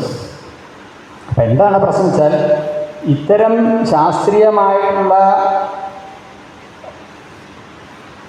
വഴികളെ നമ്മൾ തീർച്ചയായിട്ടും സപ്പോർട്ട് ചെയ്യണം. കാരണം ഇപ്പോൾ നമുക്കൊക്കെ അറിയാം, ഈ ഫാർമസികളുടെ മാഫിയകളുണ്ട്. ഇപ്പോൾ ആയുർവേദത്തിൽ പോലും ഞാൻ ആ കാര്യത്തിൽ ഒരുപാട് പക്ഷാന്തരമുണ്ട്. ഇപ്പോൾ അത് വിഷയത്തിൽ പ്രസക്തമല്ലെങ്കിൽ പറയണം.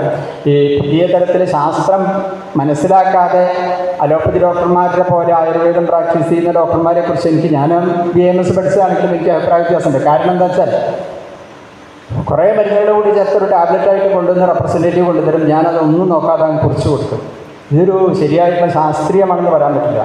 കാരണം അതുകൊണ്ട് ഇമ്പാക്റ്റ് എന്തുണ്ടാവണമെന്നൊന്നും, ഇതൊക്കെ കുറേ പുസ്തകങ്ങളിൽ എഴുതി വെച്ച് കുറേ പേപ്പറൊക്കെ സർക്കാരിന് സബ്മിറ്റ് ചെയ്തൊരു ലൈസൻസ് ഉണ്ടാക്കി എടുത്തിട്ട് നമ്മൾ മരുന്ന് കൊടുത്തു കഴിഞ്ഞാൽ ശാസ്ത്രീയമാണെന്ന് പറയാൻ പറ്റില്ല. ശരിക്കും രഹസ്യമാണ്. ഞാനൊരു മാനുഫാക്ചറിങ് യൂണിറ്റിൻ്റെ ഉടമസ്ഥനാണെങ്കിലും ശരിക്കും ആയുർവേദം വ്യാവസായികമായിട്ട് നടത്താൻ പറ്റുന്നൊരു വൈദ്യശാസ്ത്രമല്ല, ചികിത്സാശാസ്ത്രമല്ല. കാരണം അതിൻ്റേതായിട്ടുള്ള പരിമിതികളുണ്ട്. അത് ഒരു ഘട്ടം വരെ ഇതിൻ്റെ ഒരു പുരോഗതിയെ ബാധിക്കുന്നുണ്ടെന്നറിയാം. പിന്നെ മറ്റ്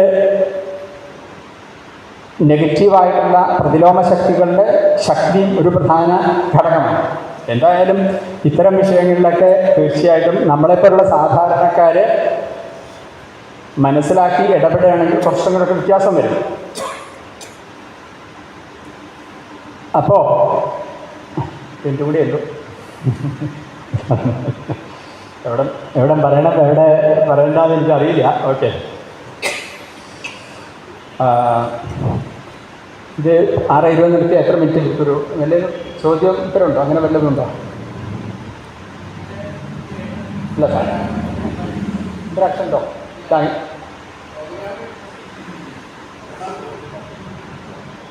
അതെ.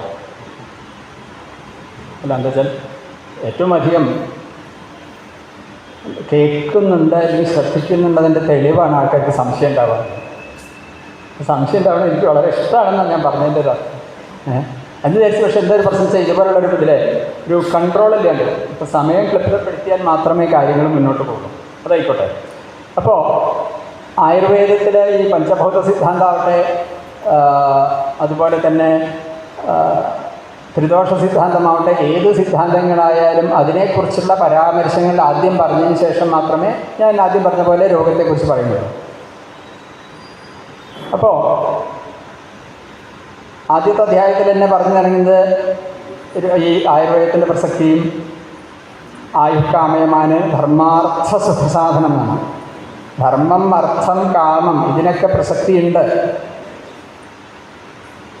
ധർമ്മം എന്ന് പറയുന്നത് തീർച്ചയായിട്ടും ഏത് ശാസ്ത്രമാവട്ടെ, അത് അലോപ്പതി ആവട്ടെ, ഹോമിയോപ്പതി ആവട്ടെ, ഏത് ശാസ്ത്രമായാലും അവിടെ പ്രസക്തിയുണ്ട്. അങ്ങനെ ധാർമ്മികമായിട്ടല്ലെങ്കിൽ ആ ശാസ്ത്രത്തിന് നാശം വരും, ആ സയൻസിന് നാശം വരും എന്നുള്ളതാണ് പറയുന്നത്. ഞാൻ ആദ്യം പറഞ്ഞില്ലേ ശാസ്ത്രവും സയൻസും തമ്മിലുള്ള വ്യത്യാസം. ഇപ്പോൾ ഒരു ഉദാഹരണം പറയാം. ഇപ്പോൾ ഇടയ്ക്കിടയ്ക്ക് നമ്മൾ കാണുന്നുണ്ട് പേപ്പറിൽ നിരോധിച്ച മരുന്നുകൾ ഇല്ലേ. ആയുർവേദത്തിലെ ഗ്രന്ഥങ്ങളിൽ പറയുന്നു, പുതിയ മരുന്ന് നോക്കണ്ട, പഴയ ഗ്രന്ഥങ്ങളിൽ 100 കണക്കിന് ഗ്രന്ഥങ്ങളുണ്ട്. ചരക സംഹിത, സുശ്രുത സംഹിത, അഷ്ടാംഗഹൃദയം, അഷ്ടാംഗ സംഗ്രഹം, കാശ്യപ സംഹിത പറഞ്ഞ് അനവധി പുസ്തകങ്ങൾ. ഏതെങ്കിലും ഒരു യോഗം എന്ന് പറഞ്ഞ കോമ്പിനേഷൻ, ഒരു യോഗം നിരോധിച്ചു എന്ന് പറയാൻ പറ്റും? നിരോധിക്കേണ്ട ആവശ്യമില്ല. കാരണം അത് പ്രത്യക്ഷ ഫലദർശനാൽ ച്യവനപ്രാശം നിരോധിച്ചു. 100 കൊല്ലം കഴിഞ്ഞാൽ 500 കൊല്ലം കഴിഞ്ഞാലും വേണ്ടി വരില്ല. കാരണം അത് ഇന്നതിനാണ് ഉണ്ടാക്കിയിരിക്കുന്നത്, ഇന്നതിന് വേണ്ടി കൊടുക്കാനാണെന്ന് പറഞ്ഞതിൽ ഒരു മാറ്റം അന്നുമില്ല ഇന്നുമില്ല.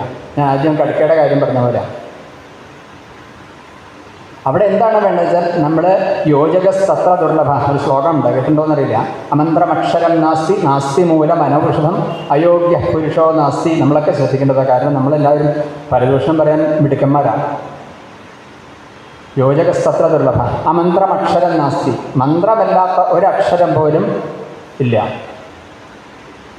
നാസ്തി മൂലം അനൗഷധം. ലോകത്തിൽ ഏത് മൂലം എന്ന് പറഞ്ഞാൽ വേരെന്നാണ് അർത്ഥം. ഏത് പദാർത്ഥവും ഔഷധമല്ലാതെ ഇല്ല എന്നാണ്. അതുകൊണ്ടാണ് വിഷത്തിന് പ്രതിവിഷമായിട്ട് കൊടുക്കുന്നത്. അത് ആൻറ്റീവനം എന്ന് പറഞ്ഞാൽ ഇംഗ്ലീഷിൽ പറയുന്നില്ലേ. നമ്മൾ മെഡിക്കൽ കോളേജിൽ പോയാലും വേണം കൊടുക്കുന്നത് വിഷത്തിന് പ്രതിവിഷമാണ് കൊടുക്കുന്നത്. ആയുർവേദത്തിൽ അതല്ലേന്നാണ് പറയുന്നത്. അതാണ് നാസ്തി മൂലം അനൗഷധം. എന്ത് പദാർത്ഥമാവട്ടെ എവിടെയെങ്കിലും അത് ഔഷധമായിട്ട് നമുക്ക് അപ്ലൈ ചെയ്യാൻ പറ്റുന്നുണ്ടാവും. അയോഗ്യ പുരുഷോ നാസ്തി. ഞാനതാ പറഞ്ഞ് പരദൂഷണം പറയുന്നതിൻ്റെ കാര്യം പറഞ്ഞതാണ്. കഴിവ് അല്ലെങ്കിൽ ഗുണങ്ങളില്ലാത്ത ഒരാളുണ്ടാവില്ല. ചില ഗുണങ്ങളുണ്ടാവും, ചില ദോഷങ്ങളുണ്ടാവും. ചില ആൾക്കാർക്ക് ഗുണം കൂടിയിരിക്കും, ദോഷം കുറഞ്ഞിരിക്കും. പൊതുവെ തിരിച്ചാണ് കാണാറൊക്കെ, അല്ലേ? ഇപ്പോൾ പൊതുവെ നമ്മുടെ ഇടയിലൊക്കെ അങ്ങനെയാണല്ലോ, ഒരു നെഗറ്റീവാണ്. അപ്പോൾ ഗുണം കുറഞ്ഞ് ദോഷം കൂടിയിരിക്കും. അയോഗ്യ പുരുഷോ നാസ്തി. ഒരു മനുഷ്യനായാൽ യോഗ്യത ഇല്ലാത്ത ഒരാളൊന്നും ഉണ്ടാവില്ല. യോജകസ്തത്ര ദുർലഭ. അതിനെ യോജിപ്പിക്കുക, അത് വേണ്ട പോലെ അപ്ലൈ ചെയ്യാനുള്ള കഴിവാണ് പ്രധാനം. അതാണ് പറയുന്നത്. അതുകൊണ്ടാണ് ഞാൻ പറഞ്ഞത് ഈ മരുന്നുകൾ എവിടെ പ്രയോഗിക്കണം, ച്യവനപ്രാശം എവിടെ പ്രയോഗിക്കണം എന്ന് അറിഞ്ഞ് മനസ്സിലാക്കി കൊടുത്താൽ, അല്ലെങ്കിൽ ഏത് മരുന്നാണെങ്കിലും കൊടുത്തു കഴിഞ്ഞാൽ അത് അച്ചട്ടാണ് അതിൻ്റെ ഫലം കിട്ടും. ഇപ്പോൾ ഞാനൊക്കെ ചെയ്യുന്ന പോലെ കുപ്പിയിലാക്കി സപ്ലൈ ചെയ്യുന്നതിനൊക്കെ അതിൻ്റേതായുള്ള പരിമിതിൻ്റെ ദോഷങ്ങളുണ്ട്, കുറവുണ്ട്. അപ്പോൾ അങ്ങനെ വരുമ്പോൾ ആയുർവേദം എവിടുന്നാണ് തുടങ്ങിയത്, ഏത് കൂടെ പോകുന്നു, എവിടം വരെ എത്തി നിൽക്കുന്നു എന്നുള്ളത് നമുക്ക് ആലോചിച്ചാൽ മനസ്സിലാവും. 90% ആയുർവേദ മരുന്നുകളും ഹെർബലാണ്, അറിയാലോ. ഹെർബലാണെന്ന് വിചാരിച്ച് സൈഡ് എഫക്റ്റ് ഇല്ലയെന്നോ പാർശ്വഫലങ്ങളില്ലയെന്ന് നിങ്ങൾ വിചാരിക്കരുത്. എല്ലാത്തിനും ഫലങ്ങളുണ്ട്, പാർശ്വഫലങ്ങളുണ്ട്. പക്ഷേ നമ്മളൊരു കാര്യം മനസ്സിലാക്കണം, എവിടെയാണ് പാർശ്വഫലം ഉണ്ടാകുക എന്നുള്ളതാണ് നോക്കേണ്ടത്, എത്രമാത്രം ഉണ്ടാകുന്നത്, അവിടെയാണ് നമ്മൾ ചിന്തിക്കേണ്ടത്. ഇപ്പോൾ നമ്മൾ ക്യാൻസറിന് റേഡിയേഷൻ അല്ലെങ്കിൽ കീമോതെറാപ്പി കൊടുത്തു, അതിന് ഒരുപാട് സൈഡ് എഫക്റ്റ് ഉണ്ട്. പക്ഷെ നമ്മൾ ചെയ്യാതിരിക്കുന്നില്ല. കാരണം എന്താ? നമ്മുടെ പ്രാധാന്യം എന്തിനാണ്? രോഗിയുടെ ജീവൻ നിലനിർത്തുക എന്നുള്ളതാണ്, മരിക്കാതിരിക്കുക എന്നുള്ളതാണ്. ഇപ്പോൾ തലമുടി പൊഴിഞ്ഞാലും ശരീരത്തിന് വേറെ എന്ത് വിഷമുണ്ടായാലും നമ്മൾ ചെയ്യുന്നത് എന്താ? ആ ക്യാൻസർ പേഷ്യൻറ്റിന് റേഡിയേഷൻ ആവട്ടെ, കീമോതെറാപ്പി എന്തോ ആവട്ടെ അത് ചെയ്യുക എന്നുള്ളതാണ്. അല്ലെങ്കിൽ സർജറി വേണ്ടി വരും. അപ്പം ആ പ്രാധാന്യം അതിനാണ് വരുന്നത്.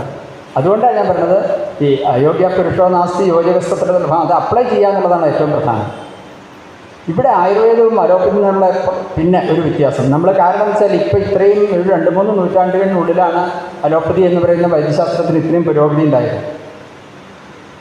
വളരെയധികം ബഹുമാനിക്കേണ്ട കാര്യമാണ്. ഞാൻ വളരെയധികം ബഹുമാനിക്കുന്ന ഒരു ശാസ്ത്രമാണ് അലോപ്പതി എന്ന് പറയുന്നത്. പക്ഷേ അവിടെ ഒരു പ്രശ്നം പറ്റുന്നതെന്ന് വെച്ചാൽ മനുഷ്യനെ സമഗ്രമായിട്ട് കാണാൻ അലോപ്പതിക്ക് കഴിയുന്നില്ല. അത് കാരണം ഭാരതീയമായൊരു കാഴ്ചപ്പാട് അതിനില്ല എന്നുള്ളതാണ്.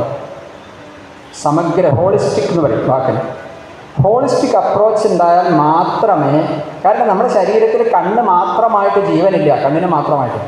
അപ്പോൾ നമ്മൾ ചികിത്സിക്കുമ്പോൾ കണ്ണിന് മാത്രമായിട്ട് ചികിത്സിക്കുക എന്നുള്ളതല്ല ആയുർവേദത്തിൽ. ആയുർവേദത്തിൽ നേത്ര ചികിത്സ വളരെ പ്രഗത്ഭമായിട്ടുള്ളതുണ്ട്, അല്ലെങ്കിൽ വേറെ ഒരുപാട് ചികിത്സകൾ എല്ലാത്തിനുണ്ട്. മാനസിക രോഗത്തിന് ചികിത്സ ഉണ്ട്. അവിടെ നമ്മൾ നോക്കുന്ന ആ മനുഷ്യൻ്റെ ടോട്ടാലിറ്റി എന്ന് പറയുന്നത്, ആ ടോട്ടാലിറ്റി നോക്കിയിട്ടാണ് ചികിത്സിക്കുന്നത് ആയുർവേദത്തിൽ. പക്ഷേ മറ്റതിലതില്ല. അതുപോലെ തന്നെ സബ്ജക്റ്റീവാണ്. നമ്മുടെ മനുഷ്യന് വ്യക്തിക്കാണ് പ്രാധാന്യം, രോഗത്തിനല്ല പ്രാധാന്യം ആയുർവേദത്തിന്. ആ വ്യക്തിയാണ് ചികിത്സിക്കുന്നത്. ആ വ്യക്തിയുടെ മനോനില, ബാക്കി എല്ലാ കാര്യങ്ങളും നമ്മൾ നോക്കും. അതുകൊണ്ടാണ് ആയുർവേദത്തിൽ മനസ്സിൻ്റെയും ശരീരത്തിൻ്റെയും രോഗങ്ങൾ തമ്മിൽ വളരെയധികം ബന്ധമുണ്ടെന്നുള്ളത് 1000 കൊല്ലം മുമ്പത്തിന് എഴുതി വെച്ചു. ആ ശ്ലോകം പറഞ്ഞത് നിങ്ങൾക്ക് വളരെ ഇഷ്ടമായിരുന്നു. മനഃശരീരയോസ്താപം പരസ്പരം അഭിപ്രജ, കേട്ടിട്ടുണ്ടാവില്ല. ആധാരാധേയ ഭാവേന, ഇതൊക്കെ ഈ ഇതിൽ വരുന്നതാണ്. ഇതെവിടെ വരുന്നതല്ലോ? നമ്മുടെ ദർശനങ്ങളിൽ വരുന്നതാണ്. ന്യായം വൈശേഷികം എന്നുള്ള ദർശനങ്ങളിൽ വരുന്ന തിയറി ഇവിടെ പറഞ്ഞിരിക്കുക. സിമ്പിളായിട്ടാണ് പറഞ്ഞിരിക്കുന്നത്, മനസ്സിലാവും നിങ്ങൾക്ക്. ആധാരാധേയ ഭാവേന തപ്താജ്യ ഘടയോരിവ. നോക്കൂ, ആലോചിച്ച് നോക്കൂ, ഭയങ്കര രസമാണ്. ഈ ശ്ലോകത്തിൽ അർത്ഥം മനസ്സിലായ വളരെ രസമാണ്. മനഃശരീരയോസ്താപം, മനസ്സിൻ്റെയും ശരീരത്തിൻ്റെയും താപം എന്ന് പറഞ്ഞ രോഗം അല്ലെങ്കിൽ വൈകല്യമായ അവസ്ഥ. ഒരു അബ്നോർമലായിട്ടുള്ള അവസ്ഥ എന്നാണ് അവിടെ അർത്ഥം. മനസ്സിൻ്റെ അവസ്ഥയും ശരീരത്തിൻ്റെ അവസ്ഥയും പരസ്പരം അഭിപ്രജയം, പരസ്പരം ബന്ധപ്പെട്ട് കിടക്കുന്നു എന്നാണ് അർത്ഥം ചുരുക്കി പറഞ്ഞാൽ. അപ്പം മനസ്സിന് എന്തെങ്കിലും പ്രശ്നമുണ്ടായാൽ ശരീരത്തിന് എന്തെങ്കിലും പ്രശ്നമുണ്ടായാൽ മനസ്സിനെയും ബാധിക്കും. ഓക്കെ, അതിനൊരു ഉദാഹരണം പറഞ്ഞില്ല, അതാ രസം. നമ്മുടെ ശാസ്ത്രത്തിലൊക്കെ ഉദാഹരണത്തിൽ കൂടെ നമുക്ക് പെട്ടെന്ന് കാര്യം മനസ്സിലാവും. ആധേയ ഭാവന, ഒന്ന് ആധാരമാണ്, ഒന്ന് ആധേയമാണ്. ശരീരം ആധാരമാണ്, മനസ്സ് ആധേയമാണ്. അപ്പോൾ പരസ്പരം ബന്ധപ്പെട്ടിട്ടുണ്ട്. എങ്ങനെയാണ്? രണ്ട് വാക്കുകൊണ്ട് അത് പറഞ്ഞാൽ മനസ്സിലാവും. തപ്താജ്യഘടയോരിവ. തപ്തം എന്ന് പറഞ്ഞാൽ ചൂടായത് എന്നർത്ഥം, ആജ്യം എന്ന് പറഞ്ഞാൽ നെയ്യ് എന്നർത്ഥം. ഇതൊക്കെ ഉദാഹരണമൊക്കെ പറയുമ്പോൾ അന്നത്തെ ഉദാഹരണമേ പറയുള്ളൂ. എന്നിട്ട് പുതിയ തരത്തിലുള്ള മൊബൈൽ ചൂടായാൽ എന്തുണ്ടാവുക 1000 കൊല്ലം നമുക്ക് പുസ്തകത്തിൽ എഴുതി വയ്ക്കാൻ പറ്റില്ലല്ലോ. അപ്പം എന്താ? ചൂടായ നെയ്യ്, അതുപോലെ ചൂടായ മെറ്റാലിക് വെസൽ. ഘടം എന്ന് പറഞ്ഞാൽ കുടം, ഈ മെറ്റാലിക്കായിട്ടുള്ള പാത്രം.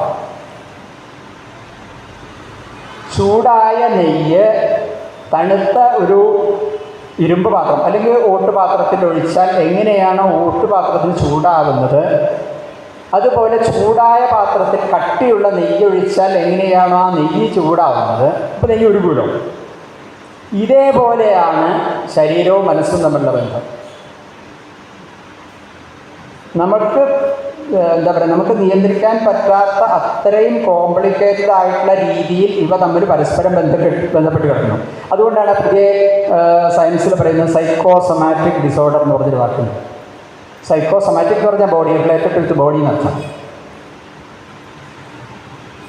ശരീരവും മനസ്സും തമ്മിൽ ബന്ധപ്പെട്ട് കിടക്കുന്ന ഒരുപാട് രോഗങ്ങളുണ്ട്.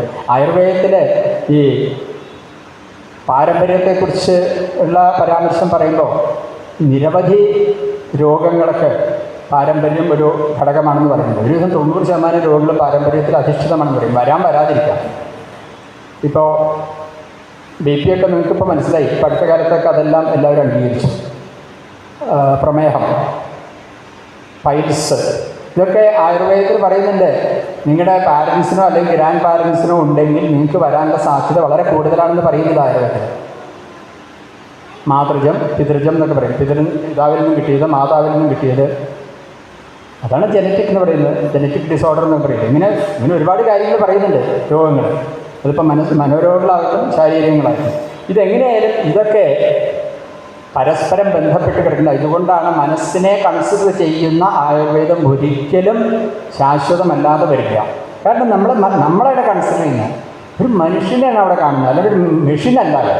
ചികിത്സയ്ക്ക് എൻ്റെ മുമ്പ് വരുന്ന ഒരു വ്യക്തി ഒരു മെഷീനല്ല.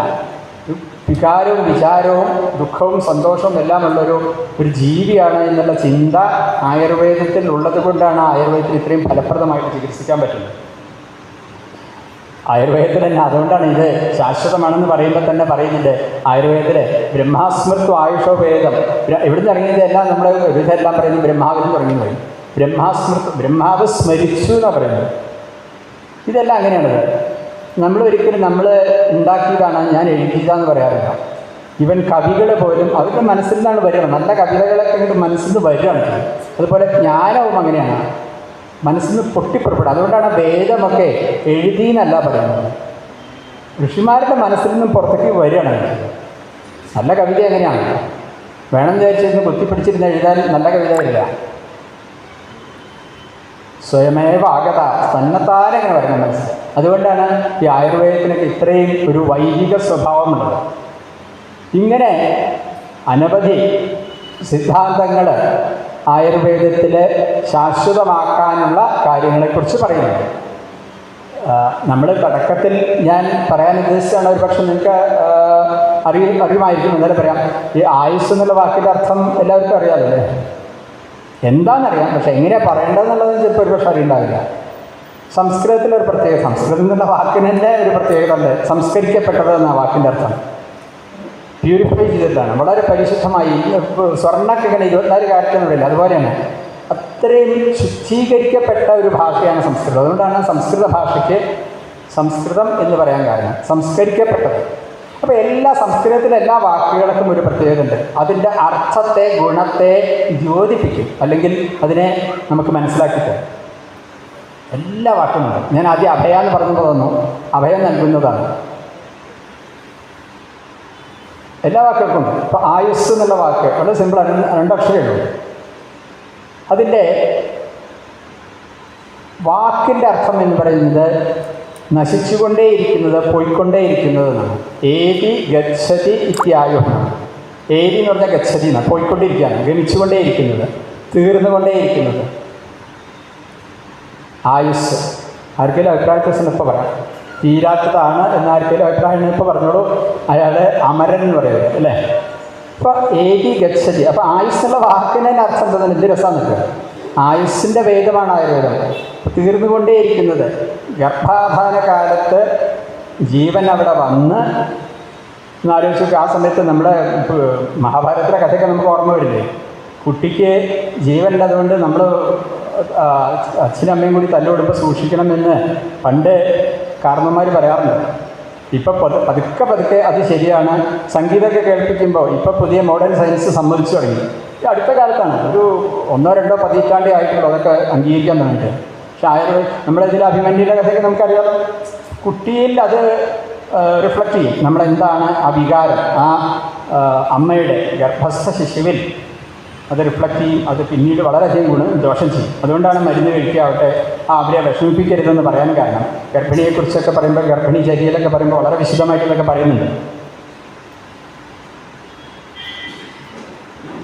അപ്പോൾ ഇത്രയും എന്താ പറയുക, ശാസ്ത്രീയമായിട്ട്, ആദ്യം പറഞ്ഞാൽ സയൻറ്റിഫിക് എന്ന് പറഞ്ഞാൽ പോരാ, ശാസ്ത്രീയമായിട്ട് നിത്യസത്യമായിട്ടുള്ള കാര്യങ്ങൾ പറയുന്നത് കൊണ്ടാണ് ആയുർവേദം സർവകാലികമാണ്, സർവജനീനമാണ്, എല്ലാ കാലത്തും നിലനിൽക്കുന്നു പറയുന്ന കാര്യം. ആയുർവേദത്തിന് പ്രത്യേകിച്ച് ആയുർവേദം എന്ന് പറയുന്നൊരു വാക്കൊന്നും വേണമെന്നില്ല. ആദ്യം നമ്മുടെ ലോകത്തിൻ്റെ കാര്യം പറഞ്ഞ പോലെയാണ്. വേദത്തിലൊന്നും ഒരിക്കലും അങ്ങനെയൊന്നും പറഞ്ഞിട്ടില്ല. പക്ഷേ അതിൽ പറയുന്ന കാര്യങ്ങൾ പ്രാപഞ്ചിക സത്യമാണോ എന്നുള്ളതാണ് നമ്മൾ നോക്കേണ്ടത്. തീർച്ചയായിട്ടും അത് നമ്മൾ അംഗീകരിച്ച് വെക്കൂ. എല്ലാ കാലത്തും യാതൊരു സംശയമില്ല ഈ ഒരു ഉണ്ടാവും. കാരണം പഞ്ചഭൂതങ്ങളാവട്ടെ, ത്രിദോഷങ്ങളാവട്ടെ, നമ്മളിപ്പോൾ നമ്മുടെയൊക്കെ ഒരു പ്രശ്നം എന്ന് പറയുന്നത് നമ്മൾ കണ്ട് ബോധ്യപ്പെടണം. ലാബോറട്ടറിയിലോ അല്ലെങ്കിൽ വേറെ ഏതെങ്കിലും തരത്തിൽ നമ്മൾ കണ്ട് ബോധ്യപ്പെട്ടാൽ മാത്രമേ നമുക്ക് തൃപ്തിയാവുള്ളൂ എന്നുള്ള ഒരു തെറ്റിദ്ധാരണ ഉള്ളത് കൊണ്ടാണ് സങ്കല്പിക്കാനുള്ള കഴിവ് വളരെ കുറഞ്ഞു പോയി മനുഷ്യന്. അതുകൊണ്ടാണ് നമുക്ക് ഈ ഭൗതികമായിട്ടുള്ള, ഭൗതികം എന്ന് പറഞ്ഞാൽ പഞ്ചഭൂതാത്മകം എന്നർത്ഥം, ഈ പഞ്ചഭൂതങ്ങളെക്കുറിച്ചുള്ള കൺസെപ്റ്റൊക്കെ നമുക്ക് മനസ്സിലാക്കാൻ ഇത്രയധികം വിഷമം വന്നു. കാരണം ഇതുമായിട്ട് ബന്ധപ്പെട്ടാണ് നമ്മുടെ ശരീരത്തിലുള്ള ഇന്ദ്രിയങ്ങളും ഗുണങ്ങളും, നമ്മുടെ ഇന്ദ്രിയാർത്ഥം എന്ന് പറഞ്ഞാൽ നമ്മൾ എന്തൊക്കെയാണോ ഈ പ്രകൃതിയിൽ നിന്നും പ്രപഞ്ചത്തിൽ നിന്നും നമ്മൾ സ്വീകരിക്കുന്നത്, ഇതെല്ലാം ഈ പഞ്ചഭൂതങ്ങളുമായിട്ട് ബന്ധപ്പെട്ടാണ് കിടക്കുന്നത്. അതിൽ നിന്നും വ്യത്യസ്തമായിട്ടൊരു കാര്യം നമുക്ക് ഡിഫൈൻ ചെയ്യാൻ ഏത് സയൻറ്റിസ്റ്റിനും പറ്റില്ല. കാരണം അത്രയും കൃത്യമായിട്ടാണ് ചേർത്ത് വെച്ചിരിക്കുന്നത്. അതുകൊണ്ടാണ് നമ്മുടെ ഈ പ്രത്യക്ഷമായിട്ടുള്ള കാര്യങ്ങളും അതുപോലെ തന്നെ അനുമാനം, ഉപമാനം എന്നൊക്കെ പറയും, അനുമാനം എന്നൊക്കെ പറയുന്ന ഓരോ മാധ്യമങ്ങൾ വഴി നമ്മൾ കാര്യങ്ങൾ ഉറപ്പിക്കുന്നത്. ആ ഉറപ്പിച്ച കാര്യങ്ങളാണ് ഈ ഗ്രന്ഥത്തിൽ പറയുന്നത്. അതുകൊണ്ടാണ് ആ ഗ്രന്ഥം നമുക്ക് മന്ത്രവത് സംപ്രയോക്തവ്യം, വേദത്തെ പോലെ അല്ലെങ്കിൽ നമ്മൾ കണ്ണടച്ച് വിശ്വസിക്കണം എന്നാണ് ആ വാക്കിൻ്റെ അർത്ഥം. ഇങ്ങനെ ആയുർവേദവും മറ്റ് വൈദ്യശാസ്ത്രങ്ങളോ ചികിത്സാശാസ്ത്രങ്ങളോ ഒക്കെ ഒരുപാട് താരതമ്യം ചെയ്യാൻ ഒരുപാട് കാര്യമുണ്ട്. ആയുർവേദത്തിൽ വേറൊരു പ്രത്യേകത, ഇപ്പോഴും കുറച്ച് വ്യത്യാസം വന്നിട്ടുണ്ടെങ്കിലും ആയുർവേദത്തിൽ ആ കാരണത്തിനാണ് ചികിത്സ, രോഗലക്ഷണത്തിനല്ല ചികിത്സ. ഇത് വളരെ പ്രധാനമാണ്, നമ്മളൊന്നും മനസ്സിലാക്കാതെ പോകുന്നൊരു കാര്യമാണ്. രോഗം, അതുകൊണ്ടാണ് നമ്മൾ പഥ്യേ സതി വിദാർത്ഥസ്യ കിം ഔഷധം, പഥ്യമുണ്ടെങ്കിൽ പിന്നെ രോഗിക്ക് ഔഷധം വേണ്ട എന്ന് പറയും. നമ്മൾ ചിട്ടയായിട്ട് വളരെ ശാന്തമായിട്ട് ആഹാരമൊക്കെ നല്ല ശുദ്ധമായിട്ടുള്ള ആഹാരം വേണ്ട സമയത്ത് നിത്യം ഹിതാഹാര വിഹാരസേവി എന്നൊക്കെ പറയും. അത് പറയാൻ തുടങ്ങി. അപ്പോൾ ഒരു രോഗിയായിട്ട് മാറണമെങ്കിൽ വളരെ സിമ്പിളാണ്, 3-4 കാര്യങ്ങൾ സൃഷ്ടിച്ചാൽ മതി. ഞാൻ പറയാം, അതാണല്ലോ നമുക്കൊക്കെ ആവശ്യം. പറ്റാത്തത് അതാണ്. നിത്യം ഹിതാഹാര വിഹാരസേവി, ഹിതമായിട്ടുള്ള ആഹാരം മിതമായ രീതിയിൽ കഴിക്കുക. വലിയ വിഷമമാണ്. നമ്മളിപ്പോൾ എന്താ വെച്ചാൽ ഈ ഭൗതികമായിട്ടുള്ള സുഖത്തിനാണ് പ്രാധാന്യം കൊടുക്കുന്നത്, താൽക്കാലിക സുഖത്തിനാണ് പ്രാധാന്യം കൊടുക്കുന്നത്. അതുകൊണ്ടാണ് ഇത്രയധികം പ്രശ്നങ്ങളുണ്ടാകുന്നത്. നിത്യം ഹിതാഹാര വിഹാരസേവി, വിഹാരം എന്ന് പറഞ്ഞാൽ മറ്റ് ആക്ടിവിറ്റീസ് നടത്തം. അപ്പോൾ ഭക്ഷണവും മറ്റ് ആക്ടിവിറ്റീസൊക്കെ നിത്യവും വേണ്ട പോലെ ചെയ്യുക. നിത്യം ഹിതാഹാര വിഹാര സേവി സമീക്ഷകാരി. ഇത് ശരിക്കും പറഞ്ഞാൽ ആ ശ്ലോകം മാത്രം പഠിച്ചാൽ മതി. വിഷയേഷു അസക്ത, ഒന്നിലും കൂടുതലായിട്ട് ആസക്തി ഇല്ലാതിരിക്കുക. എല്ലാം വേണം, എല്ലാം നമുക്ക് അനുഭവിക്കാനുള്ളതാണ്. വേദത്തിൽ പറയുന്നത് തന്നെ നമ്മൾ സന്തോഷമായിട്ട് ധാർമ്മികമായിട്ട് ലോകത്തിലുള്ളതൊക്കെ അനുഭവിക്കണം എന്ന് പറഞ്ഞു. അണ്ടർലൈൻ ചെയ്യണം, ധാർമ്മികമായി. വേറൊരാളെ വിഷമിപ്പിക്കുന്ന രീതിയിലോ വേറൊരാൾക്ക് ദോഷം വരുന്ന രീതിയിലോ ആവരുത്. അതാണ് ധാർമ്മികത എന്ന് പറയുന്നത്. വേറൊന്നുമില്ല, വളരെ സിമ്പിളാണ്. നമുക്ക് ദോഷം വരാൻ പാടില്ല, അത് നമ്മൾ നോക്കിക്കോളും. മറ്റുള്ളവരെ ദോഷം വരാതെ നോക്കേണ്ട ചുമതല നമുക്കുണ്ട്. അപ്പം ഞാനും വിചാരിച്ചു, നിങ്ങളും വിചാരിച്ചാൽ ലോകം സ്വർഗമായി. അതാണ് വിശേഷു അസക്ത. ആസക്തി ഉണ്ടാവാൻ പാടില്ല. എനിക്ക് പഞ്ചാര പായസം ഇഷ്ടമാണെന്ന് വെച്ചൊരു 10 ഗ്ലാസ് കഴിച്ചാൽ ഉടനെ എന്നെ ഹോസ്പിറ്റലിൽ എവിടെ വെച്ചാൽ കൊണ്ടുപോയി എന്നുള്ളത് ഉറപ്പാണത്. അതെന്താ വെച്ചാൽ ആസക്തി കൂടുന്നതുകൊണ്ടാണ്. അപ്പോൾ ആസക്തി കുറയ്ക്കണം, കൺട്രോൾ ചെയ്യും. വിശേഷ ആസക്തി പാടില്ല എന്നാണ് പറയുന്നത്. അനുഭവിക്കണം, ആസക്തി പാടില്ല. ദാതാസമ, നമ്മൾ കൊടുക്കാൻ പഠിക്കണം. ഇതൊക്കെ വളരെ നിസ്സാര കാര്യം നമുക്ക് തോന്നും, പക്ഷെ നമ്മളൊന്നും ചെയ്യാത്ത കാര്യമാണ്. എൻ്റെ ഒരു 10 കോടി ഉണ്ടെങ്കിലും 10 രൂപ കൊടുക്കാൻ മതിയാണ്. പക്ഷെ കൊടുക്കുന്നില്ല. അതാണ് ത്യാഗേനൈകേ അമൃതത്വമാനസു. ഉപനിഷത്തിൽ മുഴുവൻ ഇതേ പറഞ്ഞിട്ടുള്ളൂ അല്ലേ? ന കർമ്മണാന പ്രജയാധനേന ത്യാഗേനൈകേ അമൃതത്വമാനസു, ഉപനിഷത്തിലുള്ള മന്ത്രമാണ്. അതാണ് ദാത. അവർ എന്തൊരു ഭംഗിയുടെ പറഞ്ഞ ഉപനിഷത്തിലുള്ള കാര്യം. ദാതാവായിരിക്കണം. സമബുദ്ധി ഉണ്ടാവണം. എല്ലാത്തിനും ഒരു പ്രശാന്തമായിട്ടുള്ള കാര്യങ്ങളെ ഒരു വളരെയധികം നിയന്ത്രിച്ച് ചിന്തിക്കാനും പ്രവർത്തിക്കാനുള്ള കഴിവുണ്ടാവണം. സത്യപര, സത്യമായിട്ടുള്ള കാര്യങ്ങൾ. ഋതം എന്നുള്ള വാക്കിന് തന്നെ ഋതവും സത്യവും നിങ്ങൾക്ക് വ്യത്യാസം അറിയുണ്ടാവും, അത് പിന്നെ പറയാം. സത്യം ത്വത്തേന പരിശീലിച്ചാമി ഋതം ദ്വാ സത്യേന. ഋതം എന്നുള്ള വാക്ക് പറഞ്ഞുകൊണ്ടാണ് ഞാൻ പറഞ്ഞത്. വ്യാവഹാരികവും പ്രാപഞ്ചികമായിട്ടുള്ളതൊക്കെ ഇതുണ്ട്, അതാണ് കിട്ടുക. അപ്പോൾ സത്യത്തിന് വളരെ പ്രാധാന്യമുണ്ട്. ക്ഷമാവാൻ, വളരെ ക്ഷമ ഉണ്ടാവണം. ഇന്നതില്ലാത്തതുകൊണ്ടാണ് കൂടുതൽ ഈ ഓരോ കാര്യം പറഞ്ഞാൽ ഇതുകൊണ്ടാണ് ഈ പ്രശ്നങ്ങൾ മുഴുവൻ ഉണ്ടാവണമെന്ന് നമുക്ക് മനസ്സിലാവും. ദാതാസമസ്സത്യപര ക്ഷമാവാൻ ആപ്തോപസേവി. നല്ല ആൾക്കാർ പറഞ്ഞത് അത് അനുസരിക്കാൻ പറ്റില്ല. ഇന്നത്തെ കുട്ടികൾക്ക് ഇല്ലാത്ത പ്രശ്നമാണ് അല്ലേ? വളരെ കുറവാണ്. നമ്മൾ പറഞ്ഞ ഉടനെ കിട്ടില്ല. നല്ലതാണ് എല്ലാത്തിനും വിമർശനം. ഞാൻ ആദ്യം പറഞ്ഞ പോലെ ചരകത്തിൽ തന്നെ പറയുന്നുണ്ട്. അതെല്ലാം നമ്മൾ വിമർശിച്ച് പഠിക്കണം. പക്ഷേ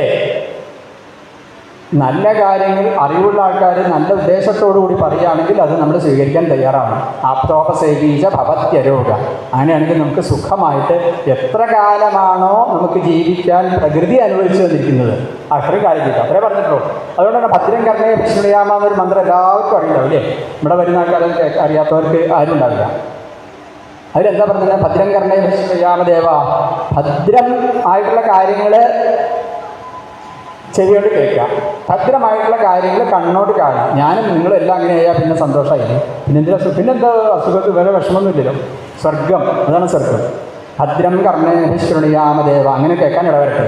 ഭദ്രം പശ്യേമ അക്ഷഭി. കണ്ണുകൊണ്ട് ഭദ്രമായിട്ടുള്ളത് കാണാൻ ഇടവരട്ടെ. അപ്പോൾ കേൾക്കും കാണാൻ എന്നുവെച്ചാൽ ഇന്ദ്രിയങ്ങളെ കൊണ്ട് നല്ല കാര്യങ്ങൾ അനുഭവിക്കാൻ ഇടവരട്ടെ എന്നർത്ഥം. അല്ലാണ്ട് കണ്ണും മൂക്കും മാത്രമല്ല, കണ്ണും ചെവി മാത്രമല്ല ഉദ്ദേശിച്ചത്.